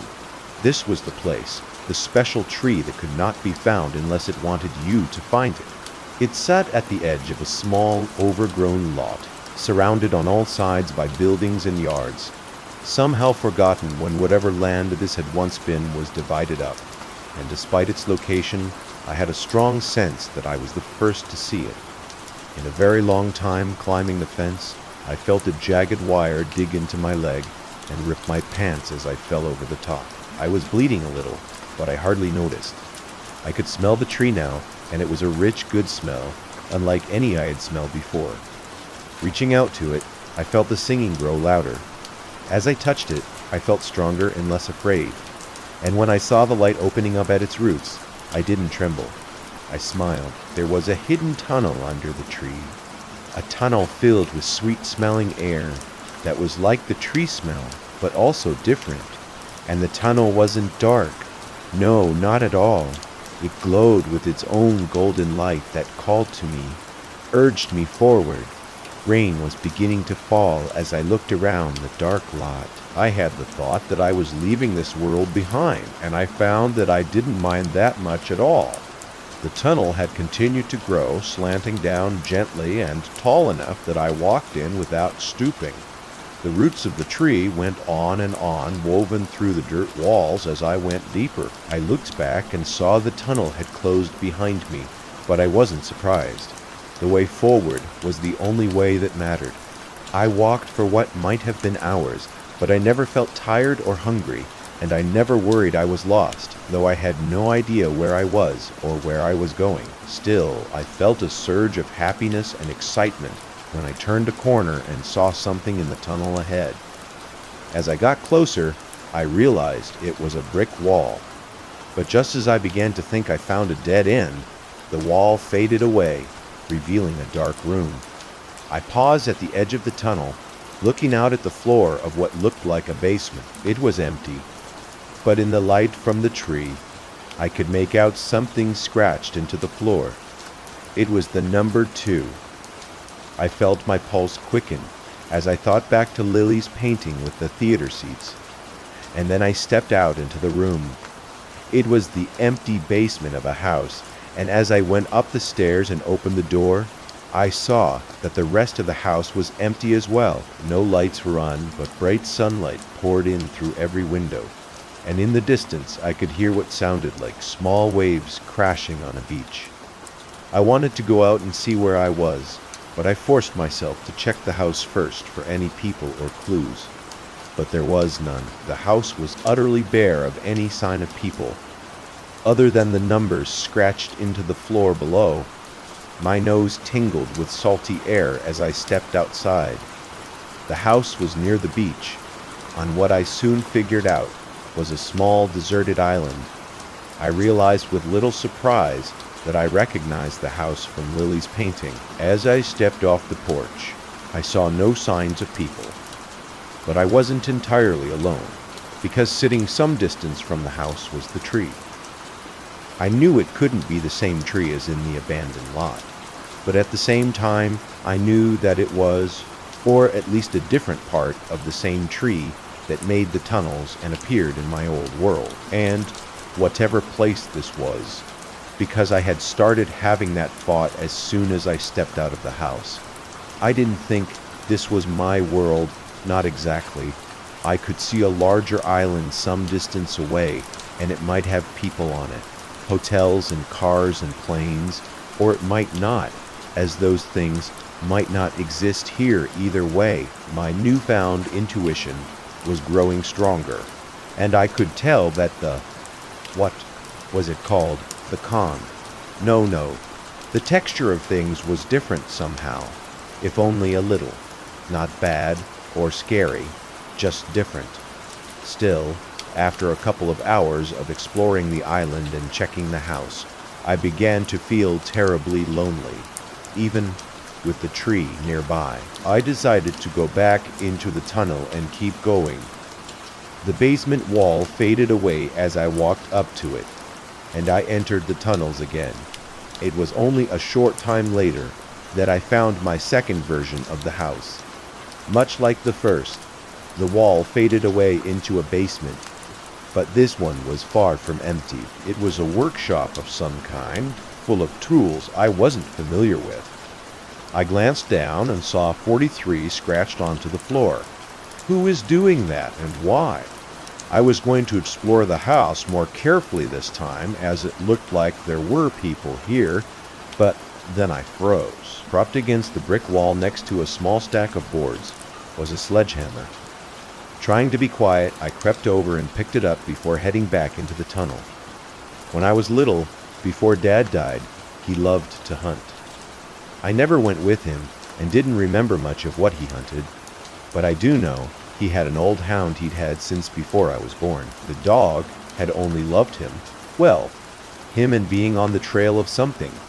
His name was Rockefeller, got a scent, and it was like he was in a trance.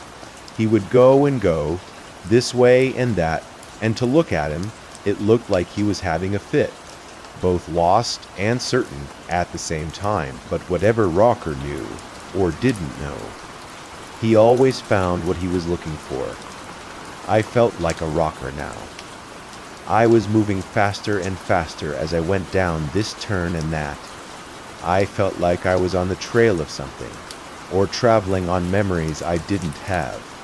Gripping the sledgehammer tightly, I could hear the rising hum of the distant music in my head as I turned the last corner, and then it fell silent. There was another brick wall, and as I approached, it fell away. It was another basement room, but this one was much smaller. It contained a table, a clothes chest, and an old metal bed that had been broken apart.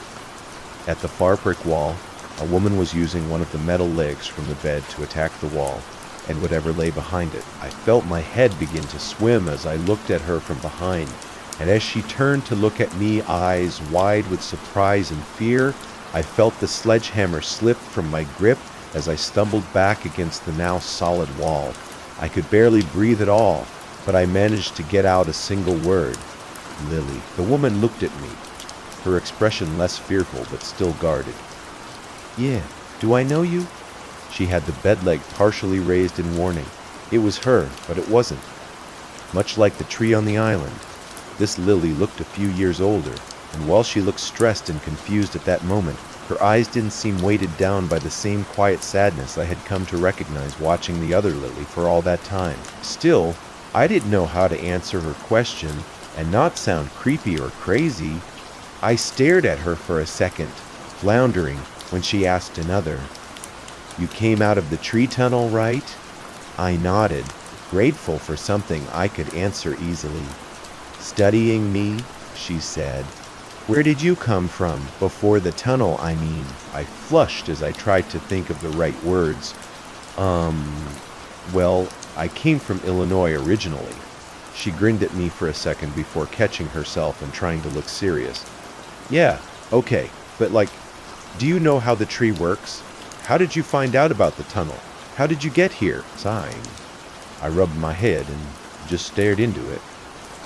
Look, I know this will sound crazy, but I had a job watching a woman trapped in a room, and that woman was you, or another version of you, and she asked me for help, and I couldn't help her, and I found out she had been dead for a long time, but could see me in the future.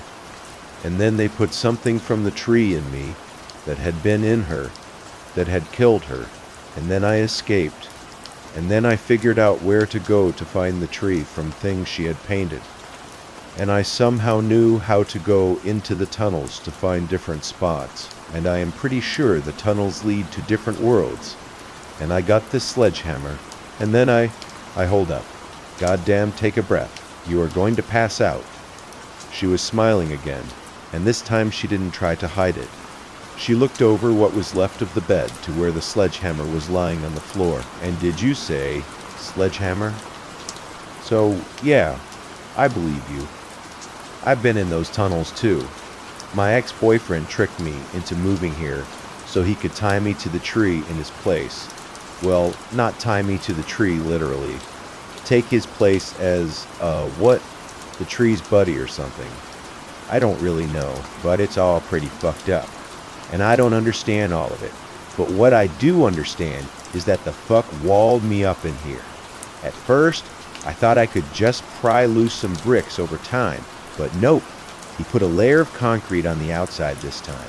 Good old Phil, or Justin, or whatever. I mainly think of him as fuck it face now. This is taking forever. I stepped up and put my hand on the sledgehammer. Let me do it for a bit. We can take turns. We had cleared away even more brick than she had already managed, but the concrete wall was only starting to show small cracks. I wanted to just keep looking at her to have her talk to me, but I knew she was tired. She nodded reluctantly and let go of the hammer. Before I swung, I looked back at her. How long have you been in here like this? Lily scowled. It's hard to say for sure, but I think about 8 months. I let the hammer drop again as my eyes widened. How did you survive all that time? Her scowl deepened. It's the tree. It won't let me die. I just dip into the tunnel every day for a bit, and I never get that hungry or thirsty. A thought occurred to me then. Why didn't you just escape through the tunnels? She quickly shook her head. No, thank you. I've had enough of seeing other worlds. Some of them aren't so nice, and I don't want to be more tied to this tree than I already am. I just want out of here into my own world, and then I can try and figure out how to get free of my connection to the tree for good. She shrugged. I would have done it eventually with the stupid bed parts, but who knows how long it would have taken. She smiled again. I'm very happy you came to help and brought a sledgehammer with you. Returning her smile, I nodded as I lifted the hammer again. Me too. We were both wringing with sweat when we crawled through the hole we'd made in the outer wall. Lily told me that she thought her ex-boyfriend was long gone, but she couldn't be sure, so we had to be careful. Grabbing the sledgehammer from inside the room, we made our way toward the stairs. The house was decorated but quiet, and we saw no sign of anyone as we walked to the front door and opened it. Outside, the sun was coming up on a new day, and as we walked out onto the porch, I jumped a little as Lily took my hand and gave it a squeeze. I looked over at her. I hadn't been able to help the other Lily, but maybe that had never been the point at all, because I thought now she had been able to see more than just other places or the future. She'd been able to see into other worlds, and possibly abilities like this one, where another version of her was trapped and needed help, a place where I wouldn't be hunted and she could be free. In the end, even when she knew she was dying, Lily had been determined to help us be together and happy. The morning sun painted beautiful colors on Lily's face, and looking into her eyes, I saw how much she was like the woman I had watched and cared about and tried to save. The woman who in the end had saved me instead. I wanted to tell Lily so many things, ask her so many questions, but all that could come later. Squeezing her hand back, I walked with her away from the house, for now this was enough. Welded in. The Weldon glow faded like a dying star, sealing the door with a final, mocking sigh. Something massive shifted in the shadows beyond, its breath rattling the frame like bones in a grave. Inside, eyes watched from the stairs, hungry, waiting for the first scream to break the silence. Right now, I am in my apartment on the 3rd floor, and I can't go outside. I am lucky that I bought my groceries just yesterday. I don't know who could have done that, but at this point, I know a few other things. I know that it was someone from the tenants, since the seams in the door indicated that they were welded shut from the inside. I know that one of my neighbor friends from the next entrance confirmed that their door was welded shut as well, which tells me that they're still here with us. I know that we don't know who it is. Nobody has taken the blame so far, and I know that there's a dead body outside. But don't let me get too ahead of myself. I'll explain everything in a minute. I live in a small and very old apartment complex on the far outskirts of a small town. Honestly, calling it an apartment complex is a stretch. It's only 5 stories high, has no elevator, and was built out of concrete panels back in the 1960s. It has no attic, so people who live on the top floor constantly worry about rainwater ruining their ceilings. The walls are extremely sound conductive for their thickness, so you never really feel alone at home. The building also has a basement that connects to a sewer system, which smells horribly in the spring. In America, these kinds of buildings are called the projects, named after the public housing boom under Christen, obviously. It had the appeal of a low-cost, easy-to-construct building at the time, but I think there are not a single soul in the entire country who would miss them in 50 years. They should have been demolished and replaced with something better, something newer. At this point, the buildings are a health hazard. Usually only older people live here, since these were the apartments they received long ago and never moved out. Young people like me rarely move into the projects, which is why my neighbors are mostly old folks. And let me tell you, old people in America can be pretty mean, but I can't complain. I got this apartment from my late grandma, so at a young age I at least had my own place. Plus the view from my balcony on the 3rd floor is great. It overlooks the Weiser State Forest, which technically marks the border of our town. No ugly buildings in sight, just boundless nature that, as I was told, stretches for hundreds of miles in that direction. An entire ocean of dark woods that curves beyond the horizon. In a way, I live on a beach. Gets in pretty sweet if you don't account for the things that sometimes wash ashore. At first, I was kind of bewildered. I went down the stairs to the 1st floor, yawning and stretching, hoping for the weekend to come faster, and saw a crowd of people in coats with their bags in hand. The air was hot and damp from their collective breathing, and it quaked with their shouting. I could make out what they were saying because they were all talking at once, but I could get the general mood. Some were confused, but most were outraged. I didn't understand what was going on at first. It was 8 in the morning, when everyone was either hurrying to their jobs or to wherever pensioners go so early. But then I made it to the front of the crowd, and my eyebrows shot up in front of me. A couple of men in their 40s were trying their hardest to push the door open. The entire frame of the iron door was welded shut. I could see the metallic seam running along the frame. "Push harder, I have a doctor appointment in an hour," one of the old women shouted. "And then what? No, you," one of the men said, stepping back and wiping the sweat from his forehead. The seaming already cooled down. Nothing short of a circular saw will open this door. "An hour? We're locked in here?" one of the women asked, in a tone that bordered on hysterical. "I can't stay here. I need to get to work. Everybody needs to get to work," the man snapped back at her. "But the door is locked. What else do you want me to do?" "So what? We're going to stay here locked because of some kid's prank?" she squealed at a pitch I thought was impossible for a human voice to produce. "I doubt that it was a prank," the man said. "I've worked as a welder for 17 years, and I can tell you for sure that the door was welded shut from the inside." There was a pause as everyone considered the meaning of his words.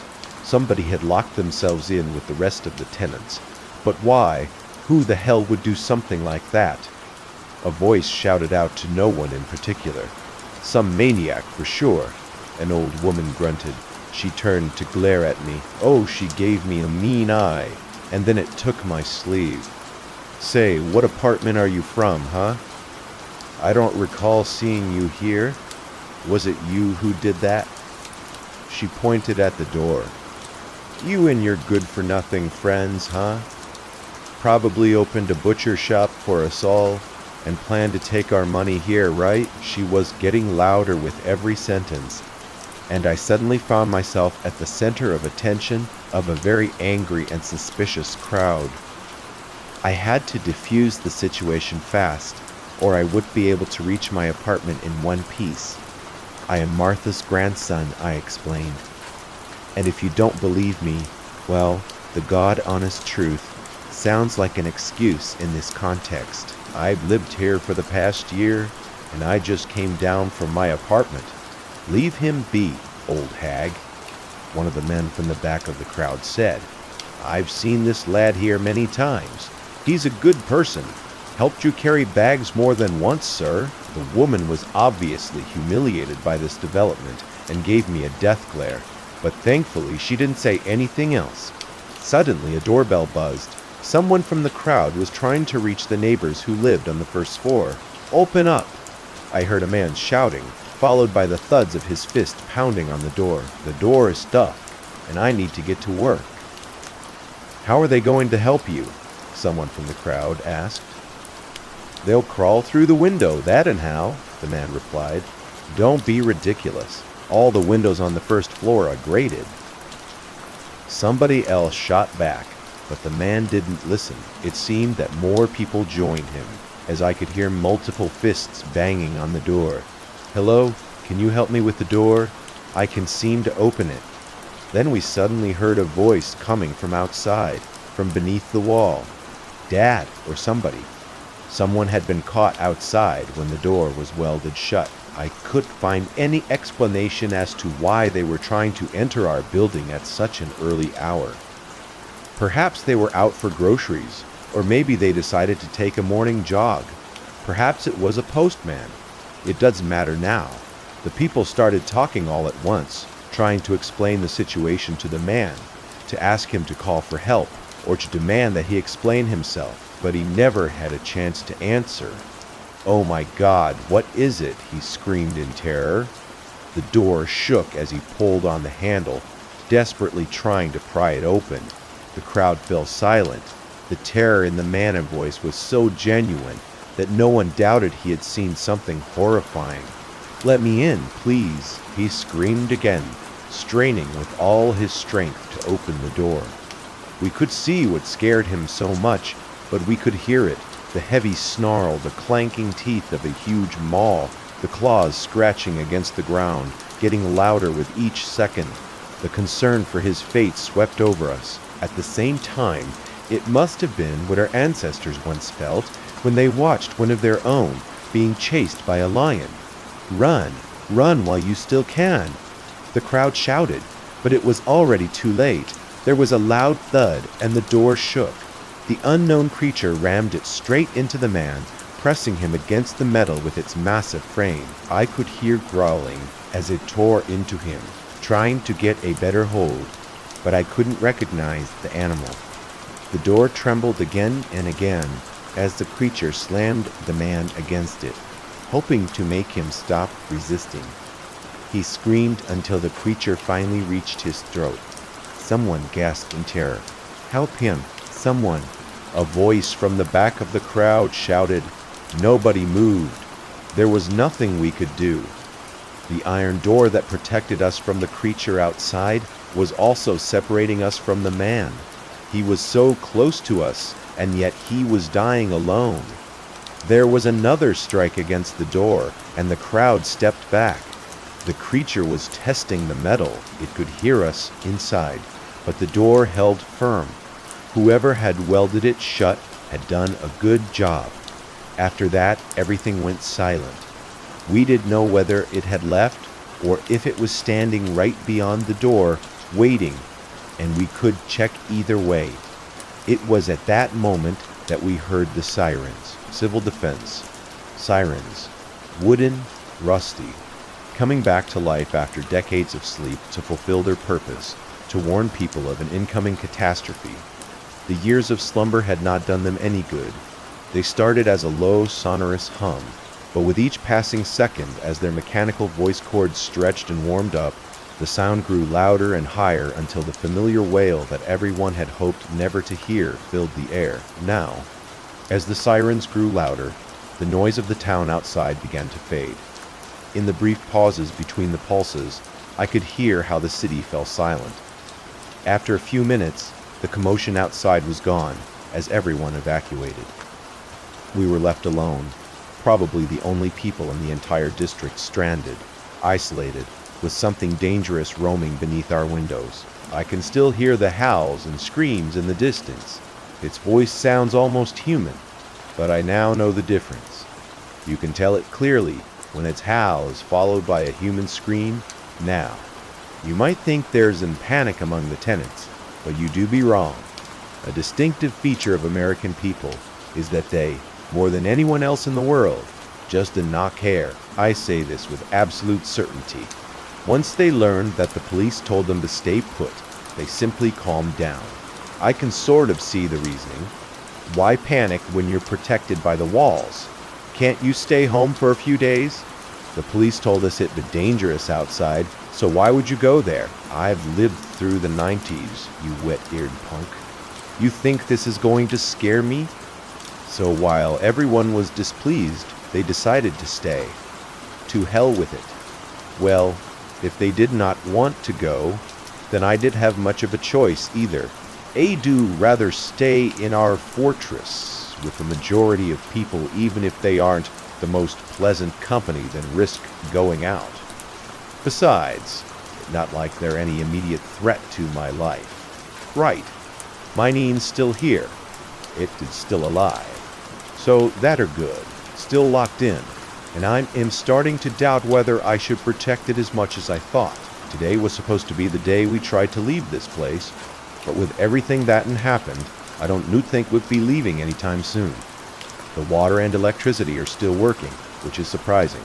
It might be that not the whole town has been evacuated, or that therein some skeleton crew left to take care of basic needs, just to be prepared for anything. I filled the bathtub with water in case it stopped running or something happened to the pipes.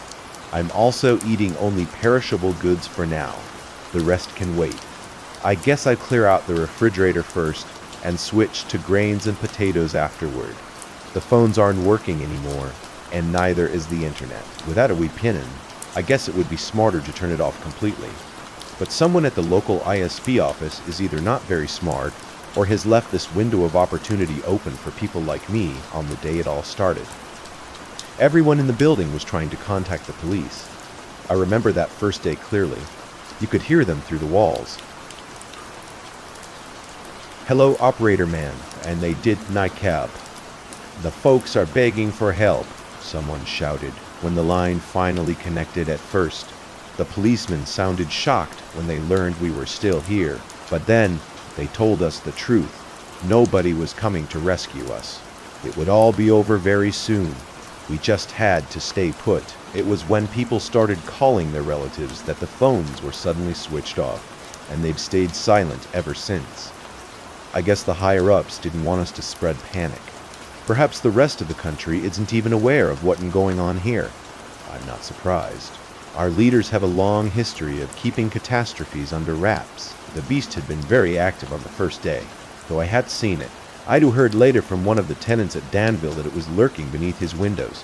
We occasionally heard its roars and screeches, and every time the entire building would fall silent to listen and determine how far away it was. We could hear it on Saturday. Only a few car alarms went off, implying that something was still out there. And on Sunday, let her just say we did see it during the day. All of this made people believe that the whole thing would be over soon. Although everyone stayed in their apartments on the first day, by the second day, people started going out. They walked up and down the stairwell, talked to each other, and even invited their neighbors over for dinner. You never seen these people so social before. Usually, they just gave you a dirty stare. I could hear the clanking of plates and cups, the whistling of kettles, Cajun cooking, and the chatter of tenants gathering in groups. I could understand it. Even soldiers on the front lines of World War II had said how unbearable the boredom was when nothing happened. And by nature, we'd been taught to stick together in times of hardship, ritualizing it what a good idea to spend my days alone. I decided to visit the only friend I had within these walls, Nick, who lived on the 5th floor. We'd have been buddies since the day I moved in. He'd noticed me entering my apartment once and invited me in for tea. He was a good guy, about my age, and a casual tabletop gamer. We'd spent many evenings playing Monopoly and Risk together with him and his girlfriend. It was she who opened the door this time, and from the look on her face, I instantly knew something was very wrong. Nick was staying at his friend in home the night before it all started. Natalie explained. He was supposed to come home in the morning. We took a day off for Friday and planned to go out of town, but he did make it in time. She did cry. Looking into her eyes, I realized she already had, probably for many hours. I could tell she needed support, so I invited myself in. Over a cup of tea, she told me how scared she was for him. She was afraid Higa had been close to the building when the sirens started wailing, and Shiga had nightmares where a black creature dragged him into the dark. Natalie also told me Shiga heard that someone could get out on Friday morning, and she feared it was him. I reassured her it was. And make no mistake, I said. I was there. I heard the victim voice, and I would know if it was Nick. That seemed to bring her some relief, but she was still distressed. I can't sleep very well since that night. She told me, I wake up in the middle of the night, hearing footsteps above. I keep hoping at night, him, but I know it died. On my way back from Natalie, I met the man who said he was a professional welder. He was carrying a box of tea to his neighbor. Innocent curiosity got the best of me, so I struck up a conversation, hoping to learn if something about those welds could reveal anything about the person who did it. It are all over the place, he told me. The welds are mostly fine, so I can tell whoever did it knew what he was doing, but they're really messy in other spots, especially at the corners, and there are a lot of slag left. Whoever did it was probably in a hurry and drunk. His hands seem to be trembling. I can stop thinking about it. The perpetrator is somewhere in this building. That much I know. There are 4 separate flights of stairs, 5 floors, 4 apartments, per floor grouped around each stairwell, so 80 apartments in total. If I go by elimination, I could find him eventually. It's not like I have anything better to do right now. I spent a good hour examining the door, trying to spot clues. All I found was a cigarette butt that might not even belong to him. An American brand, Lucky Strike. Nasty stuff. It makes you cough like Santa. I might check the paint cans mounted on each wall of the stairwell. They're used as improvised ashtrays. Maybe I'd find something there. Some people don't have the luxury to kick back and pursue personal quests like I do. They need to get out. An old man in his early 60s knocked on my door. He was looking for insulin. He'd planned to get it from the nearby drugstore that morning right when we were all locked in. In the last few days, Higu used up his final reserves and now desperately needed more. He said he'd hoped this would all be over before that happened, but time was working against him, and now he had no choice but to ask if anyone could share theirs. I did not have any, but I wondered if other tenants did, and were simply hiding it, saving it for themselves. When I mentioned that I had seen his face before, he told me he was from the next flight of stairs. He'd climbed onto the roof to get over here. His name was Tony Matthews. They didn't have any insulin on hand. I heard that there had been shortages of insulin in the drugstores lately, which was probably why the old man had stocked up enough. Oh, the drugstore is just across the road from our build, he complained to me. I can see it from my window. They were supposed to bring a new batch on Friday morning, but when I came downstairs, the door had already been welded shut. His last sentence intrigued me, so I asked how early he had tried to leave the building. It was 6 in the morning, son, he said. The pharmacist told me the truck with insulin was going to arrive at 9, but I thought I do get in line early to make sure I got enough. That left me heartbroken, but it also gave me a clue. The perpetrator must have finished what he was doing before 6 a.m., and if that old man could climb up onto the roof, surely the one who welded the doors shut could do the same. That would explain how he managed to seal every entrance from the inside.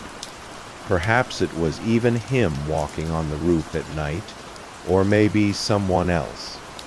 I did want to jump to the worst conclusion right away, but if something had been crawling on the roof, it would miss the chance to get inside unless it was already here, hiding in one of the apartments. There was talk among us about making a break for it, tying bed sheets together into a rope and climbing down from the second-floor windows one by one before heading to the other side of town. We were acting as a group. Today was the day we were supposed to put that plan into motion, but it never happened last night. I woke up to a sudden sound. When I opened my eyes, it was already gone, but I knew what I do heard. The scream, the howl similar to the one the beast made, only slightly different. I lay there in the dark with my eyes open, waiting for it to repeat. But there was only silence. Then I heard footsteps above. It seemed I wasn't the only one who'd been woken by it. Getting up to my feet, I glanced at my phone. It was 3 in the morning. I tried to go back to sleep, but I couldn't keep my eyes closed. The howl and everything it implied kept me awake. Deciding that sleep was out of the question, I got up and went to the balcony. "Hey there," my neighbor Max startled me. His balcony was a few meters away, and he had also stepped out for a smoke. Even though it was November 9th, he was wearing only his underpants. "You heard that too?" He pointed at the forest with his cigarette. I nodded. "Yeah, you think it's back?" "It did sound like it," Max said, confirming my suspicion. "It sounded different, you know, like different breeds howling." "Yeah, I thought so too." "Mind passing me one?" I asked. Max threw me the entire pack. "Take it. You might need all of them." Before taking a cigarette, my eyes fell on the pack. Lucky strike. My curiosity stirred, but I pushed it down. I didn't want to think about that right now. We smoked in silence for a while before Max spoke again. "God, everything. Dreen and chaos in this building. Everyone was scared. We ought to do something about it." "Like what?" I asked. "I don't know yet," Max shrugged. "But it's our responsibility as men. You know we have to." He fell silent as a branch snapped somewhere below. Something was moving down there. I looked, just in time to see a massive shape slipping into the forest, and my blood ran cold. It had been standing there the whole time we were talking, and neither Max nor I had noticed it. We had been chatting casually while the beast below listened to our voices. "Holy, did you see that?" Max whispered hoarsely. I did," I stammered, still frozen by the thought that the creature we had been hiding from for days, the one that crushed a man's throat with its jaws, had been only a few meters away.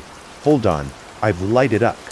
I searched my pockets for a lighter, pulled it out, switched on my phone flashlight, and aimed it toward the forest. But in the next instant, I shut it off, catching myself just in time. I was ready to see what was out there. The phone light wasn't powerful, but some of the rays slipped between the branches, reaching deep into the forest where they reflected off something. The beast stand single, enormous eye, the size of a small platter, and traveled back to me. For that brief moment, I found myself locked in a staring contest with it. Something told me I was the first person to ever do so and live to tell about it. Now we know it never left. It was always there, waiting. It is not leaving, and neither are we. People have gone back to their apartments, and the stairwell is almost empty. On my way to Natalie, an old woman opened her door just to glare at me. "Why are you sneaking around? Everyone tense today. They don't need you creeping about making noise." Later, Max knocked on my door. He said all the able-bodied men were forming a militia and asked me to join. No, I started to refuse, but I changed my mind. It was better to agree. If everyone capable was banding together, it would be wise to stay with them. Even if it meant standing on the front line, at least I could keep my eyes on Max. The beast has grown more cautious. We don't hear its roars anymore, but sometimes, after hours of watching through the window, I can see it lurking behind the branches in the forest. I'm convinced that it came from the forest. Now it feels at home there, spending most of its time beneath the trees, surfacing only to glance at us, to check if we're still here. My fridge is already empty. Even though I tried to ration my food, it ran out much faster than I expected. Luckily, I still have grains and potatoes. Most of the old people don't seem to be complaining. I can understand why. Living on their pensions, they've learned to stretch food until the next month, and with their knees weak and brittle, they can afford to go out for groceries often. They wait until they hear about a sale somewhere and then stock up for a month.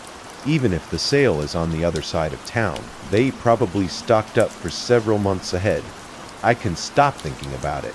The tap water is starting to taste strange too. I'm glad I filled my bathtub earlier, just in case some people are warning everyone not to drink it, spreading all kinds of rumors saying it is laced with drugs or poison to get rid of us. I don't believe that. The pipes have just gone bad after a week without maintenance. Mesos started organizing the militia. So far it's in small, and we only patrol our own stairwell and the roof. But here trying to convince people from the other sections to join, he's persuasive, and I can see why people follow him. It gives them the illusion of control. Even though all we have are makeshift weapons, sharpened broomsticks, kitchen knives, and in my case, a meat hatchet. People are less afraid to leave their apartments now. They trust Max. I suppose his presence reminds them of the old days when neighborhood patrols still existed, but not everyone is willing to join his cause. The farthest stairwell gave us a cold reception when we came down from the roof to talk about our plan. We were met by a group of men. Some were obvious drunkards, their faces red and swollen from constant drinking. Others had prison tattoos. The stale air reeked of alcohol, and outlaw country music played somewhere in the background. Obscene ballads about crime and broken lives. Far away, I thought I heard the faint clank of metal, but I didn't mind much attention to it. Their leader, a man with gold teeth and a bare chest covered in a tattoo of a cathedral, spat on the ground. "What do you want, soldier boy? You trying to play cop here?" he sneered, flashing his teeth for everyone to see. "Look at that one, guys." He pointed at me. Adep is so young and already thracking. The men behind him laughed weakly. A chill ran down my spine. Meeting their eyes felt dangerous, like staring into the beaster eye again. "Iter for the greater goods," Max said, standing firm. We all in danger. We need to stick together, watch each other backs." The man chuckled, drawing a gun from his belt just long enough for us to see it. "We don't need anyone stupid hanging around here. Now crawl back to your corner." I felt Max's hand on my shoulder pulling gently, telling me it was time to leave. It made me sick that he could talk to us like that and walk away unchallenged, but there was nothing I could do. "Hey, bring some girls next time," one of the men shouted as we turned to go, and the group burst into laughter. "Well," Max said on the way back, "Gwurt's like we've got ourselves a kata here." He caught my confused look and explained. "It's by what they call the place where criminals gather after finishing their sentences to celebrate. Seems like a bunch of them got trapped in here with us, and they don't care one bit. Listen to them, they just party all day, which means soon they'll run out of food. I don't envy their nades. Max is a good guy." I'm still not sure if you're the mysterious welder who locked us all in. The only clue I have is the brand of cigarettes he gave me, but it bore dinna stretch to think. You're the only one in the building who smokes them. They'm not common, but I've seen others with them before. I tried talking to him about the welder, asking who he thought it could be and why they did it. While he talked, I studied his face, looking for any sign of guilt. If he were nervous, it would have shown, but his expression stayed calm, even amused, as he speculated about who might be behind it and what their motive was. Either hearing a very good liar or it simply isn't him. After that, Max and I checked the basement to see if we could escape through the sewers or something could find its way in through them. Truth be told, I was scared to go down there. The concrete walls covered in moss and cobwebs and stretching from wall to wall weren't exactly reassuring, but what really unnerved me were the tiny windows along the wall. They were too small to crawl through. I could barely fit my head in if I tried, but I was still afraid that something could squeeze its way inside. The basement ran beneath the entire building, with each stairwell having an entrance that led down to it. It took us a while to find the hatch to the sewers, tucked away in a far corner. When I finally found it, I felt a mix of emotions. It was welded shut. That meant nothing could come in through there, but it also meant that nothing could get out. Over the last few days, we started hearing gunfire in the distance. It sounded like a machine gun, and I doubt anyone in our town owns one. Maybe it was the police with AR-15s. Sometimes it almost sounds like a war is going on out there. The noise fills me with a small hope that rescue might come soon, but I can help wondering what they've been shooting at for so long. I doubt the beast could dodge that much ammunition. Aside from that, not much has happened. One day blurs into the next, and I've spent most of my time with Natalie. We both need distractions from the world outside. I was at her apartment yesterday, playing Monopoly, when we heard shouting from outside. Looking out the window that overlooked the town, I felt my heart sink. Someone was running away from the building. I squinted and felt a deeper dread settle in. I recognized him. It was the old man who had been searching for insulin.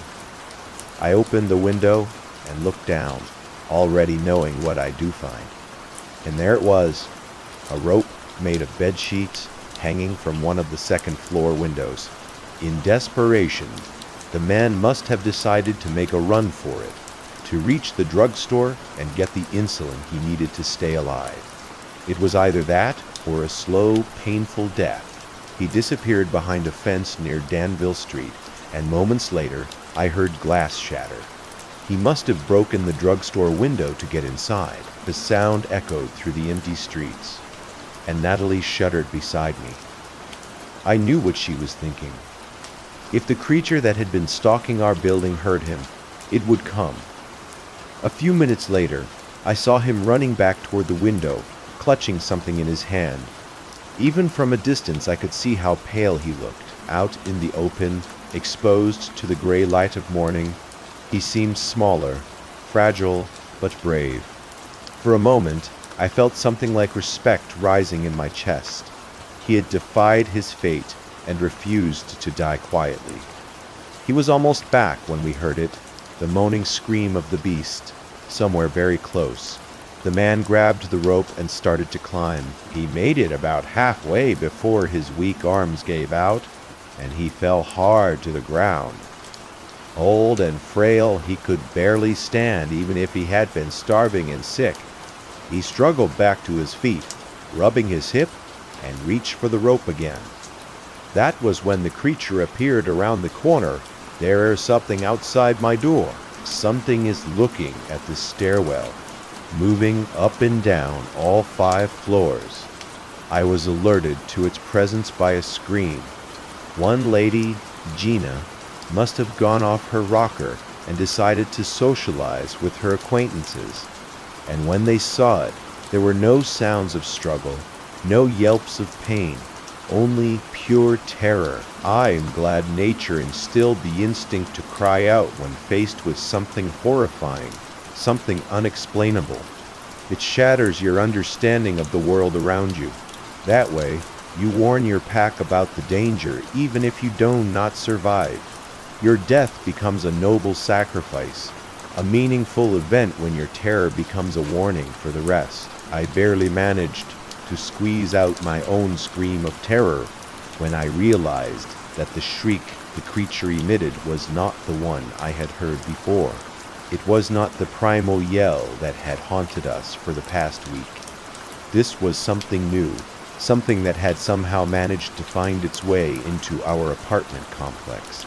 Despite all the precautions we had taken, I spent half an hour looking through the peephole, trying to catch a glimpse of it. The dim light bulb outside provided just enough illumination to see shapes moving in the corridor. At one point, something suddenly obscured the light, and I heard a pitter-patter across my door. A second of confusion was followed by a horrifying realization. I jumped back from the door, trying to suppress a scream. Whatever it was, it had just crawled across my door on its many legs. It could crawl on walls. That meant the door on the roof was now a huge opening, and our defenses had been breached overnight. Many of the guys from our militia stepped out at dawn to inspect the damage. On the 4th floor, we found a bloody spot and a long trail leading toward the roof. There, the trail ended at the edge. The creature had just found its way inside. It had taken one of us and dragged him off to its nest. And there are 2 creatures now. I feel I should start giving them names. The first one, I'd call the ape demon, or simply the ape. It is a fitting name for the monster that's been terrorizing us for days.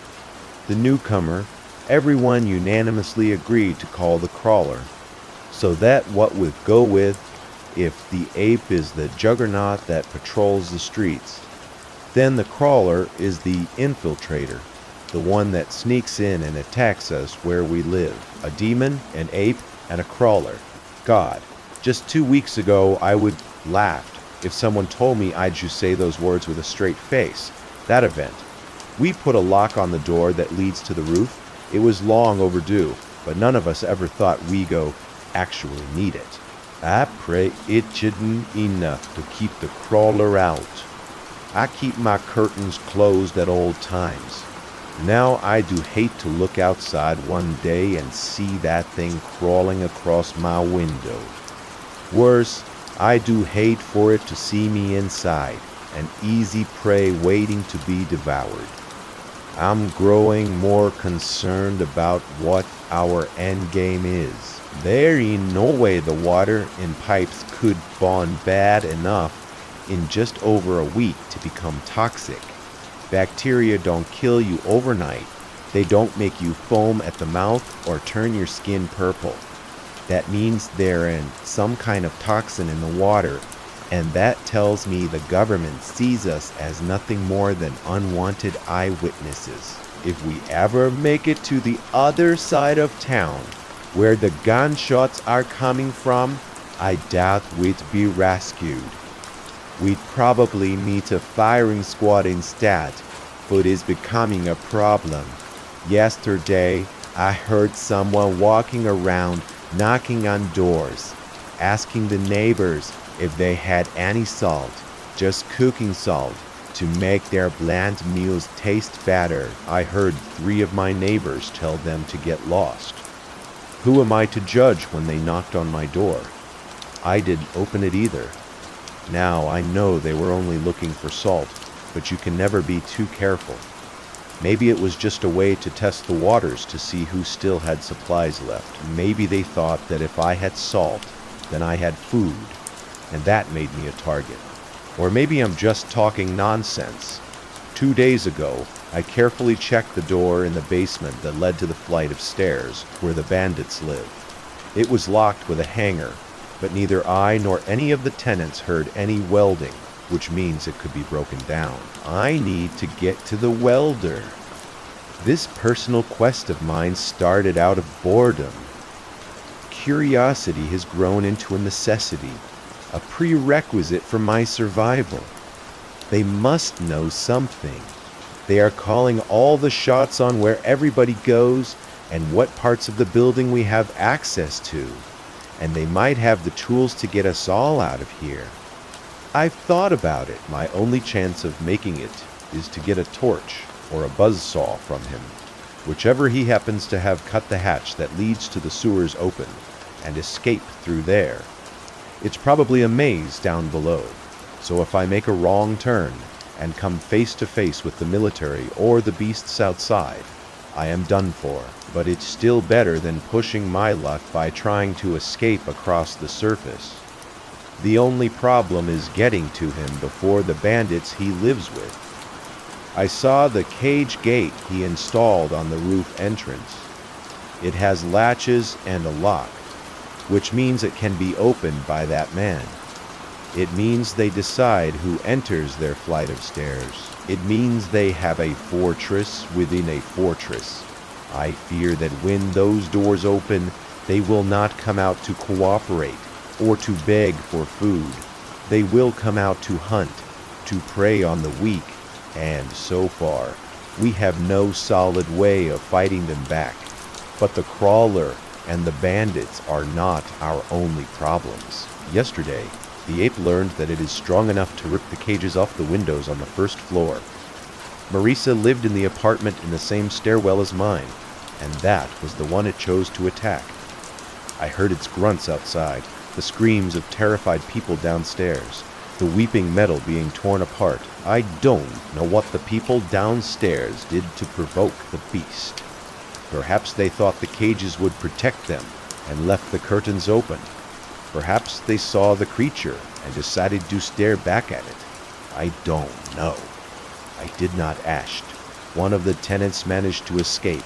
I saw the terror in her eyes when I stepped out of my apartment to see what was happening, just in time for her to rush past me. But I knew someone else was less lucky. I heard the screams of a man pinned down by the ape. I heard the heavy thuds when its fists collided with flesh. You know how you can tell where a sound is coming from by how the echo distorts it. Judging by how it all sounded, I realized with horror that the screams were coming from that apartment on the first floor. The woman, fleeing in terror, didn't close the door behind her. That meant, when the ape was done with the man downstairs, it would be free to enter this stairwell and roam all 5 floors. Perhaps it would even be able to leave if it got lost here. I had to act quickly. It was dangerous to go down there and try to close the door, but I knew that if I did, I would be dead within a few days. It wasn't bravery that pushed me to act. It was desperation. I was facing a paradox: stay safe and die, or risk my life and live. And my body told me that I wanted to live some more. I carefully made my way down to the first floor and peeked at the door. Just as I suspected, it was wide open. I could hear the ape munching on its already silent prey, but I could also see the key still in the keyhole. I tried my best not to make a sound as I moved toward it. Every step made me want to scream from fear because they weren't completely silent, but I guess the creature didn't hear over the sound of bones breaking under its body. I was now right next to the door. One more step and I would be inside the apartment. The ape was only a few meters away, somewhere around the corner.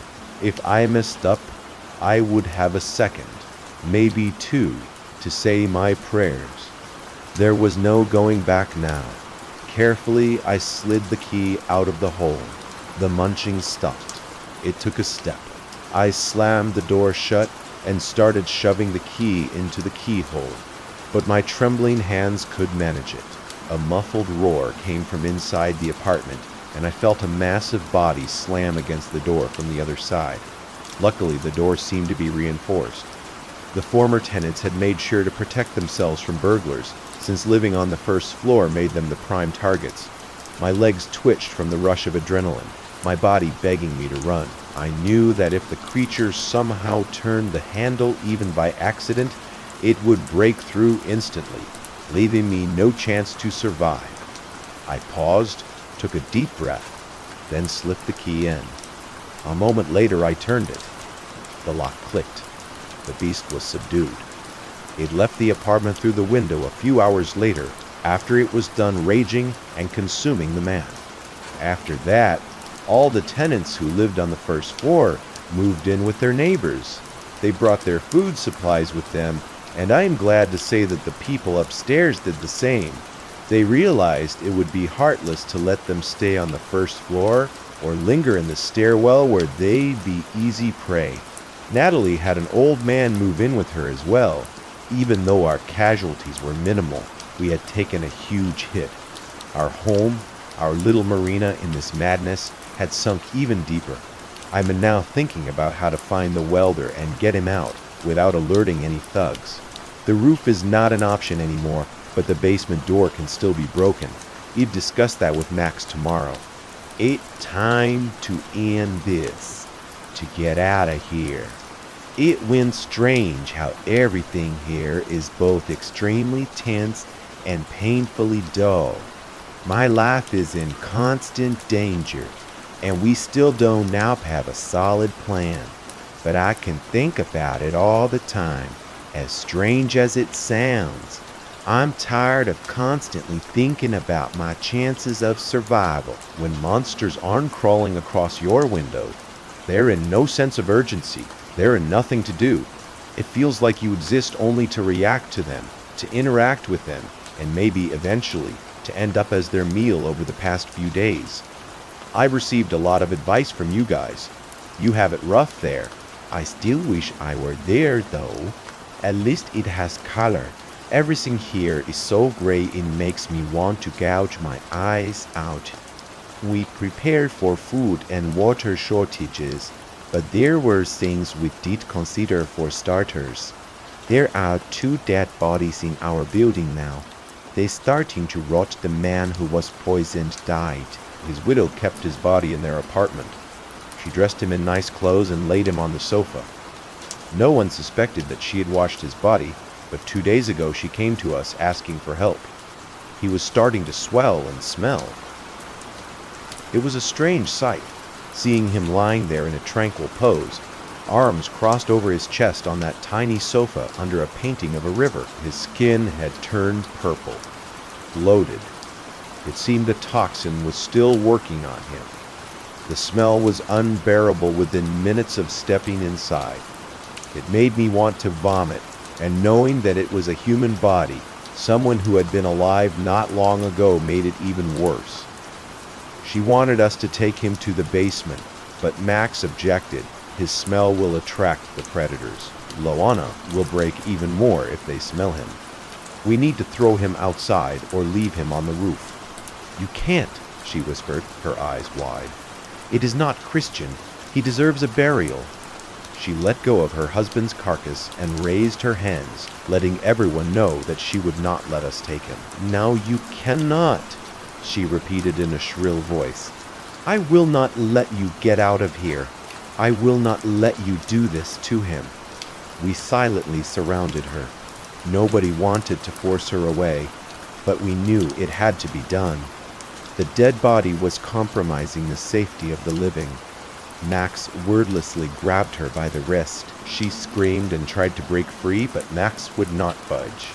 When she realized she could not overpower him, she switched to defending, clawing at him with her free hand. Max did not defend himself. He chose to stoically endure her assault, giving her the chance to take it all out on him, and only tilting his head back so she could claw his eyes out. Take the body, throw it out the window, he said, before dragging the woman to the kitchen so she would not get in the way. In a desperate last-ditch attempt to resist, she grabbed the door, but Max yanked her away from it. Her grip left scratches on the wood, and one of her nails was lodged into it. We wrapped his body in a blanket. It was easier to carry him that way, both physically and mentally. We carried him to the roof. One of us said some prayers, and we tossed him over the edge. We did not even watch how he fell, only hearing the heavy thud when his body hit the ground, and we rushed to safety before the crawler showed up. Looking back, I do not feel guilty about what we did. but I feel guilty for not feeling guilty, if that makes sense. I should have felt something a few hours later. When I looked out of the window, the body was already gone. The second body, the man who was mauled in his apartment, was left where it lay. We knew the apartment door could hold off the intruders, so we did nothing. I spoke to Max about the welder and my plans to get to the tools. He liked the idea, but he warned there was nothing we could do at the moment.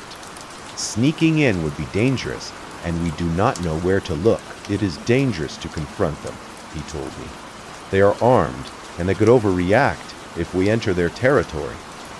Maybe we should just tell them about our plan. That way they will cooperate, I reluctantly agreed. Back then we did not know the time, for negotiation was already over, that those scumbags had already made up their minds, because yesterday, when I walked up to the 5th floor to waste time with Natalie, I found to my horror that her apartment door was wide open and there were signs of a struggle in the hallway. I suspected the worst, but also hoped I had not. I rushed through every room, but she was nowhere to be found. Only the old man from the 1st floor, whom she had taken in, lay on the floor of the guest room. A small pool of blood had formed under his left side. He was still alive. When I turned him over, he would not answer my questions about Natalie. Instead, he kept whispering, "I am sorry, young man. It is all our fault, the sins of the father." I did not have time to heed his cryptic warning. I needed to help him or he would bleed out. But I knew Natalie was in danger at that very moment, perhaps very close. I rushed back to the hallway, looking for any clue where she might be, and sure enough, there were a few drops of blood on the floor leading outside toward the roof door. It was dangerous to go onto the roof alone, but I did not care. I rushed outside, looking around. Nothing but a small, barely noticeable trail of droplets. I feared it would lead me to the edge of the roof, but instead it headed toward the cage door at the far end, the one that led to the bandits' hideout. The cage was already locked. I started shaking it and screaming for them to let Natalie go. It was reckless of me, I know. If I had stayed there a few more minutes, I would have no doubt attracted the crawler, and that would have been the end of me. But one of the bandits emerged from the darkness beyond the cage and waved his pistol at me. "Keep it civil. Your girlfriend is a good hand. We'll take care of her." After all, how does that saying go? If you love her, let her go. Made that right? He gloated. I spat in his face, and when he raised his gun, I turned and ran. I heard a few shots behind me, but luckily they missed. The man must have decided not to waste more ammo on me. I had to act fast. I did not want to imagine what they would do to her. Every minute counted. As I ran down the stairs, calling for men to gather, hollering at the top of my lungs, people began leaving their apartments to see what was happening. They could hear the urgency in my voice, and they did not want to miss an important announcement. Never had I been so glad to see the faces of my neighbors before. 2 minutes later, I had told them what happened. Some women rushed to the 5th floor to help the old man. "Some militia you are," an old woman from the back row said. "He cannot even protect us in our homes." "Shove it," I yelled in her direction. Surprisingly, there were no witty retorts. "Kid, what is going on?" Max pushed through the crowd to see. I told him. His eyes turned bloodshot and his fists trembled with fury. "Ah, that settles it," he hollered. "Man, gather up. We are going to take her back." He strode toward the roof with a confidence that made others follow. Even the reluctant men came after us. We headed straight to the roof door, the same door where just minutes before I had almost been shot. Now I was not alone. There were at least 10 men with me. It did not matter if we probably could not break through the gate. What mattered was that when 10 angry men show up at your door, you listen. "Open up," Max shouted through the cage grates. "Open up. I swear I am going to break these down. What is all the ruckus?" The same man I had seen earlier walked up to the cage. He cast me an angry look before looking away. His earlier smugness was gone. "Give us back the girl or we will feed you to those monsters outside, huh?" Max hollered. The bandit raised his hands in a mocking gesture of fear. "Easy, Pops. We just took a girl for a night out, huh? No harm in that, right?" Max kicked the cage in fury, and the men on either side jumped in surprise. It was now clear he was tense, and his calmness was not just for show. "Now, if you think we can't tear these down, you are very mistaken," Max shouted. "Calm down, Pops. I was just joking, okay?" "We could all use a bit of humor these days," the man said, forcing a smile. "Now I'll go look for her." He disappeared into the darkness. My anxiety grew with every second. Who knew how long she had been in there? Who knew what they had done to her?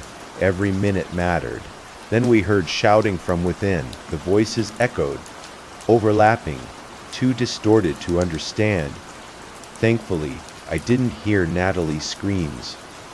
The noise faded, and after a few minutes, the same man returned to the cage. Natalie was behind him.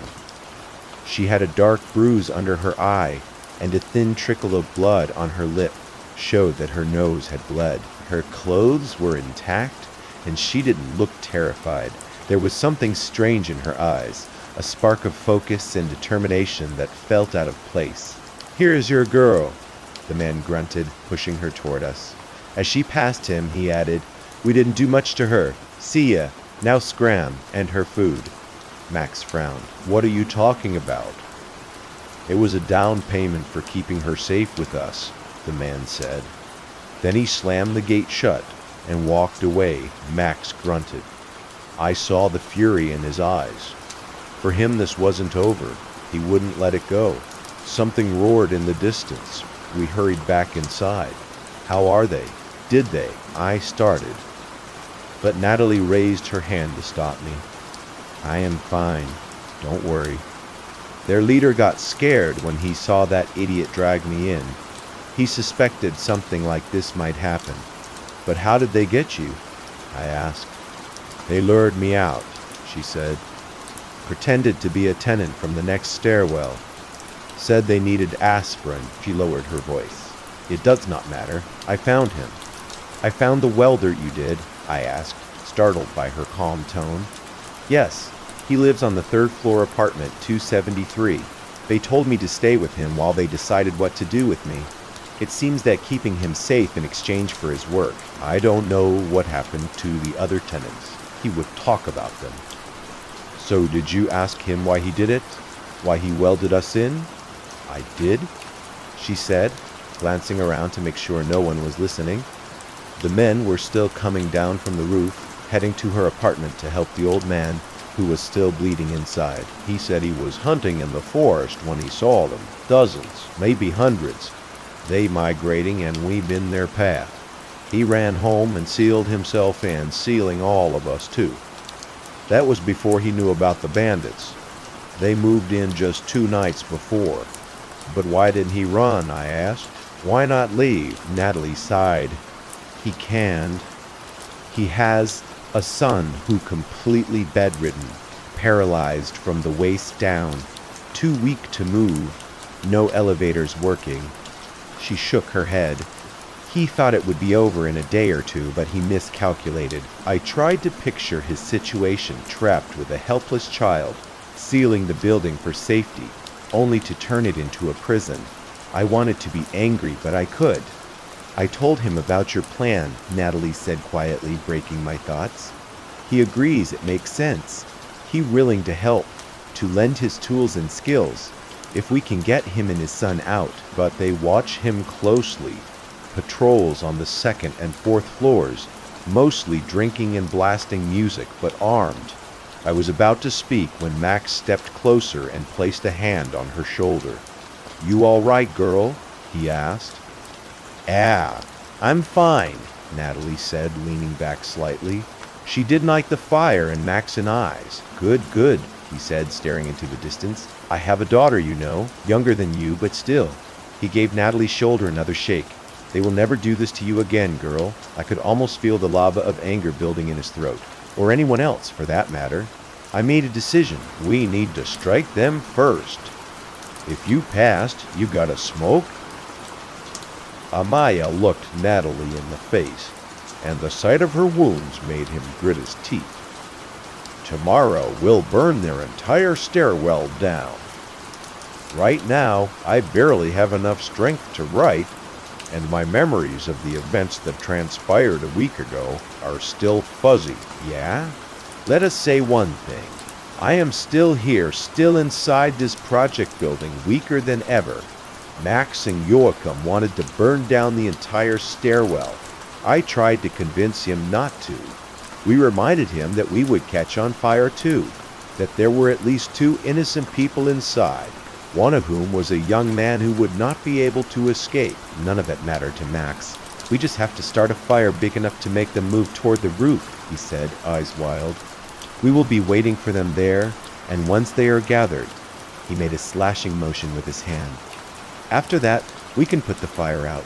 You will try too, I interrupted. Fires are no joke.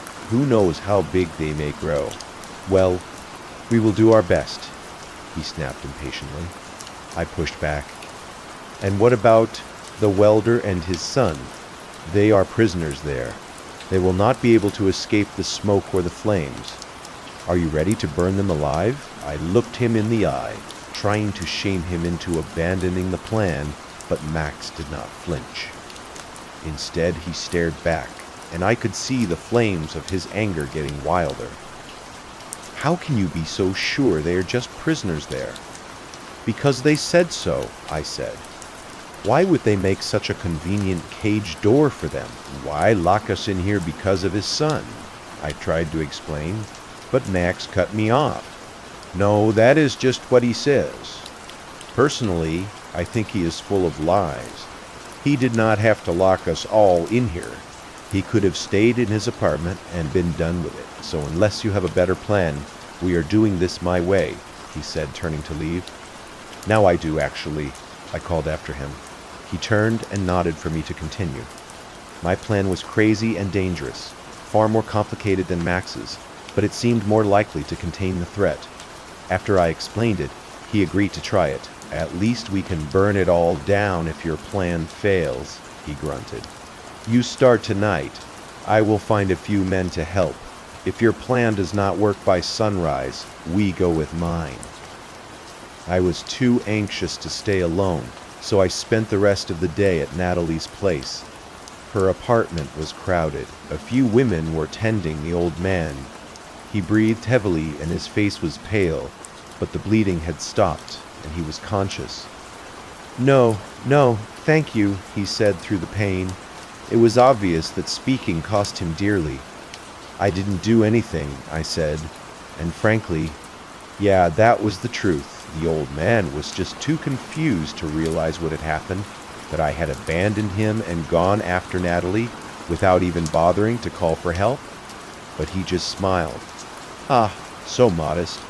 Lay still and don't waste your strength, one of the women told him. And you were too weak for the anta-hidden pair. Words any attention? Mum's sorry, young man, he whispered weakly. Yet men to you all, I am sorry as well. It was our hubris to expect anything else. He's delusional. Don't mind his weird head, sir, one of the older ladies warned me.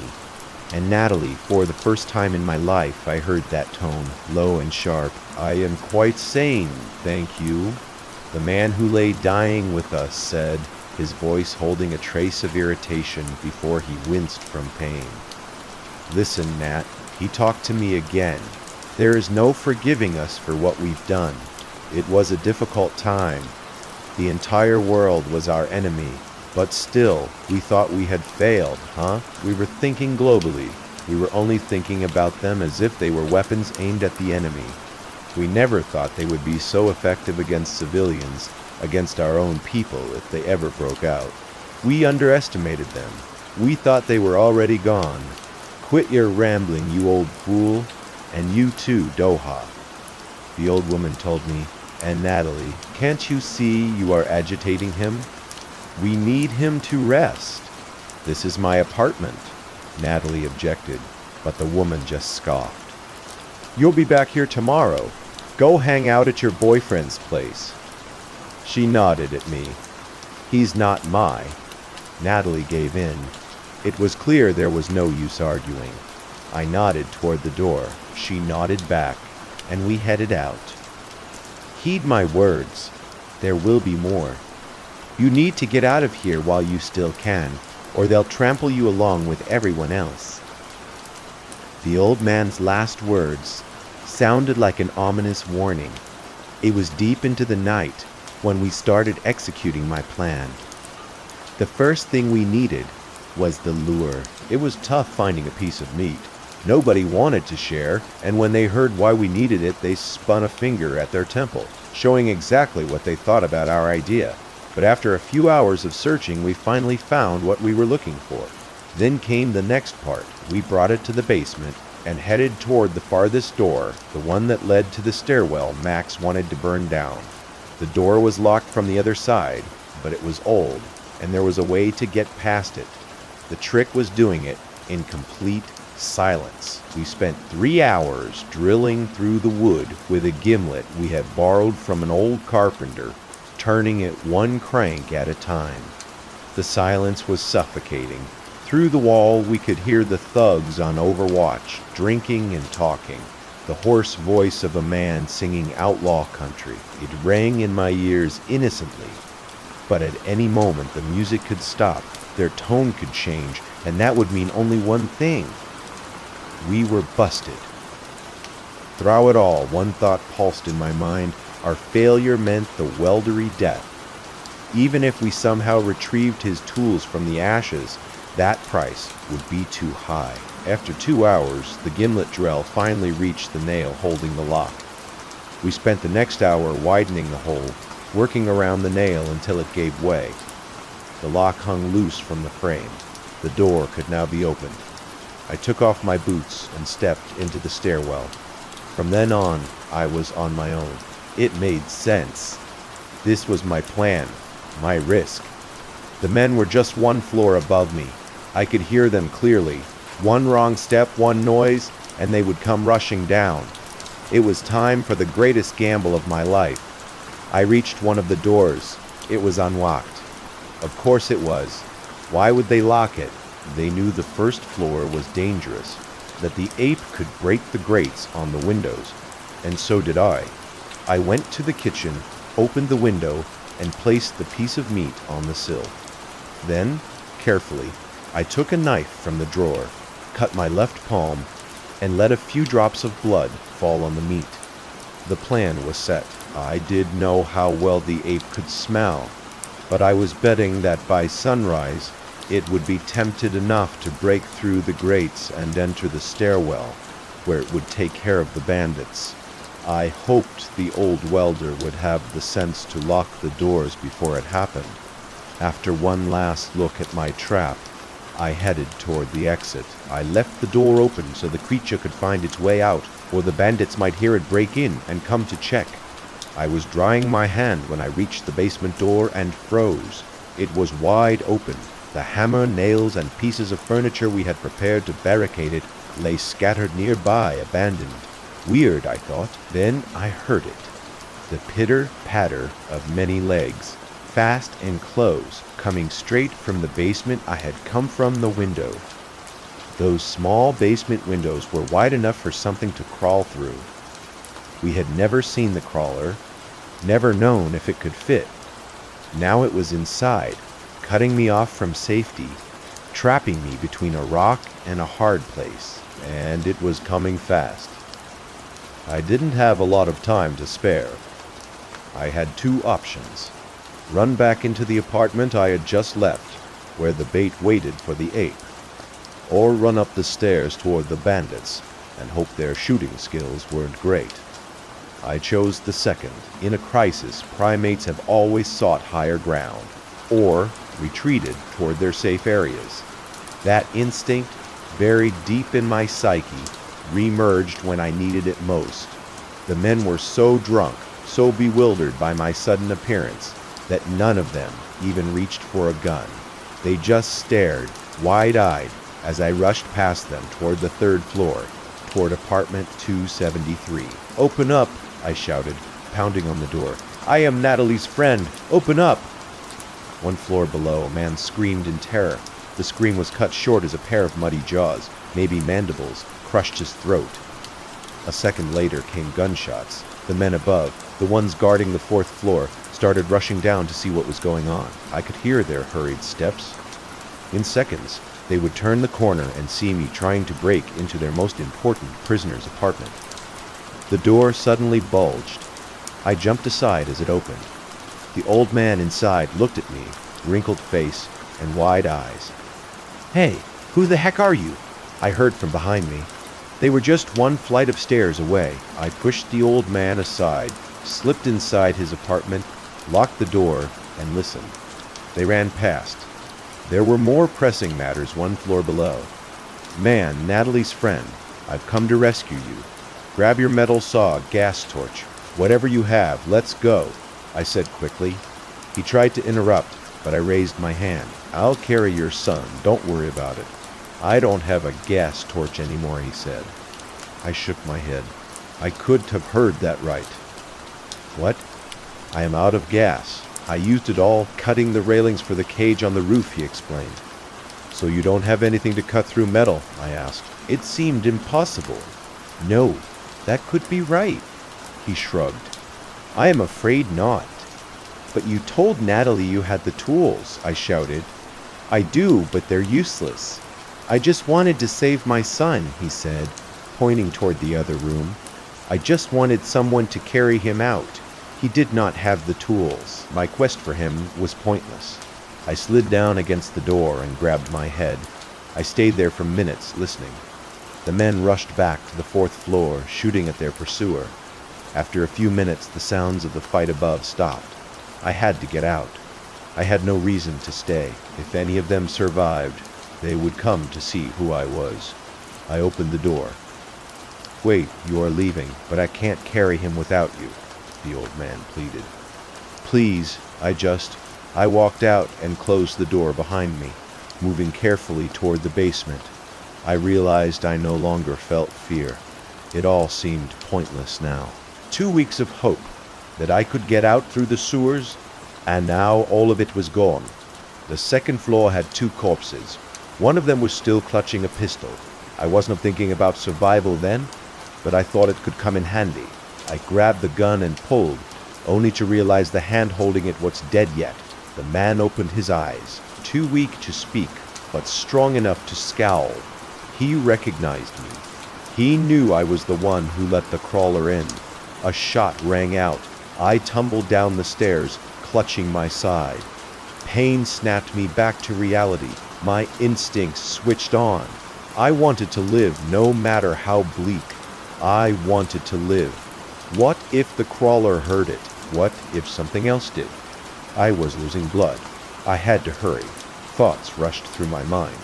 I descended into the basement, squeezing my wound. I could barely see in the dark, but I was alone. I pulled the handle of the door to my stairwell. Nothing. I pulled again. Still nothing. It was my strength. It was locked. I looked back at the small windows in the wall and knocked on the door. Too scared to shout. I knocked again. I heard noises, but not from the other side of the door. They came from the apartment where I had left the bait. The ape had taken it. I heard its roar. The grates tore from the wall. I shuddered. I had nowhere to run. I was cornered. If it could smell blood, I was doomed. My palm was slick with it, leaving a trail behind me. I hoped it would be drawn toward the bloodbath upstairs. I sat by the door and closed my eyes. No point in staying alert. Better to make no sound at all. The noise grew quiet. The last thing I heard was its footsteps as it entered the stairwell and sniffed the air. That's where they found me in the morning, lying unconscious from blood loss, right next to the door. Thankfully, someone found me before I froze to death. Otherwise, you would be reading. This for the past week I've been trying to recover. Natalie been taking care of me. She found some penicillin somewhere, so I didn't have to worry about infection. It messed with my stomach, which wasn't ideal, but the bullet went clean through. 2 wounds. At least they didn't have to cut it out. I'm regaining strength bit by bit, though food is scarce. We'd run out in a few days. The tenants pulled everything, and I've been rationing it. Soon there'll be none left. Some men tried to raid a grocery store. Not all returned. They hope I join them once I recover. They've been feeding me for a week already, so I can stop thinking that we need to get out. Once the food is gone, we'd be too weak. My next update will probably be the last, sorry. The furniture been ready for so long, and writing this seemed pointless for a while, but I guess I have to say goodbye. It would be impolite not to little by little. I'm walking again. Strength returns slowly. My body ate its own muscle to heal the wound. It'll leave an ugly scar. Right now, I have a hole in my side filled with scar tissue. I keep touching it even though it disgusts me. I won't be joining any raids soon. I might be able to climb down the rope, but not back up with food on my back. I do end up like that old man who could get back inside. So I've been lying in bed in Natalie's apartment. You could call it a hospital now. She takes care of me and the old man. 1 boiled potato each per Dalton. Why? She uses the same water every time. Says it make a nice soup when we've out of everything else. Alice, Max, and the others still raid the nearby stores. Each time it gets harder. Half the time someone does not return. They take the guns we found in the bandits' hideout, but they barely useful. Gunshots only mean someone when dying. I don't hear much about the outside, only rumors. I used to feel trapped inside this complex. Now it feels like danger reaches right beyond the threshold. Outside the windows. The fortress that once was the whole building has shrunk to fit inside Natalie's apartment. With my limited strength, it is the only place I feel safe. We've almost out of food. People argue more and more. It is heading somewhere bad. Every time Natalie steps outside, I'm afraid she won't come back. She says strange things happen out there, things that just a month ago would have made my hair stand on end. Now, I'm too tired to care. I think everyone here feels the same. Natalie says a human figure was seen at the edge of the forest. It signaled for the observers to follow, then vanished into the trees. It could have been one of the survivors. Another day, tenants screamed that there were voices in their heads, too loud. I do think it was madness if it were just one, but all 3 heard it. That and hard to ignore a few nights ago, we woke to a stampede. Hundreds of beasts rushed from the forest, past our house, into town. The building shook from the vibrations of their massive feet. Their screeches blended together until I could tell which ones I'd heard before. No one dared to look outside. We just waited, hoping they'd pass, and let us keep on living our pointless lives. After they passed, gunshots echoed through the distance for the rest of the day. The constant bursts of sound unsettled the old man. I could barely get a few coherent sentences from him before he drifted off again. The strain on his body, and whatever guilt he carried, had started to break his mind. Before bed, he spoke of a place deep in the forest. His story changed each time. Sometimes it was a town, other times a military base, a research lab, or even an archaeological site. Always, though, it was a government facility that had existed long ago. And in every version of the story, one phrase remained the same: at the door. He said he had once worked there as an intern. He claimed our entire town had been built because of that place. A closed-off settlement that never appeared on maps, not even the secret ones. It was home to scientists and their families, all tied to that project. He got his apartment when he joined, proud to be a homeowner so young. But whatever they had been doing there, the higher-ups were disappointed. The project was shut down, the town declassified, before the end of the Cold War. He said he had forgotten everything until a month ago, and now, after decades of silence, something was stirring again. Something that had unleashed these creatures, as he put it. Something on the other side had finally answered, 40 years after we sent our first signal. He never explained what the other side was, or why the beasts were coming in such numbers. Soon after, he withdrew completely, refusing to speak again. 2 days ago, the figure returned. This time I saw it clearly. A person in a long black winter coat, hood drawn low, face hidden, a dark shape cutting through the snow. I say person because it looked human. I can convince myself otherwise. Yet that day some people followed it into the woods. I was almost one of them. The voice in my head was too sweet to ignore. Yesterday it came again. With a wave of its hand, people began crawling out of windows to follow it. Some threw themselves over balconies, landing hard in the snow, then rose again and walked away as if nothing had broken. I had to hold Natalie back. She was one of the ones it called to. For 5 long minutes I struggled against her. She did scream or hit me, only pushed silently toward the door, her whole body desperate to go. I shouted, even struck her, trying to bring her back. My strength was fading fast, and through it all I felt that thing. Waiting, watching through the walls, judging me, displeased that I was keeping her from it. Then it released her. Natalie blinked, and she was herself again. Relief hit me so hard I almost cried. Over these weeks, she could become like a sister to me. Seeing her return was the first good thing to happen in a long time. But then a cold wind swept through the room, and I realized something. We were alone. The old man was gone. Hegel left through the open window. We didn't dare look down from the 5th floor to see if Hego survived. We knew. We closed the window in silence. The figure, the haunted Pied Piper, will come again, and this time, I fear, will all follow. There are fewer than 10 of us left, and we've decided to abandon the building. The food is gone. There ain't no point staying. We've packed the warmest clothes we have, and armed ourselves with whatever we can. Some carry sharpened broomsticks. Ip keep my hatchet, it is the best weapon I have. We leave in 5 minutes. Natalie pouring the last of the potato soup into cups. It will be our final meal here.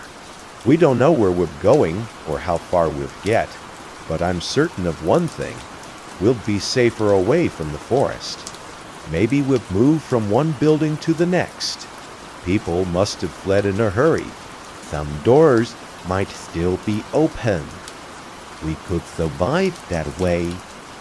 We'd go far, away from the military, away from the monsters. And if someday I'm lucky enough to sleep safely and tell this story, I will so keep your fingers crossed for me. With luck, I could speak to you again soon.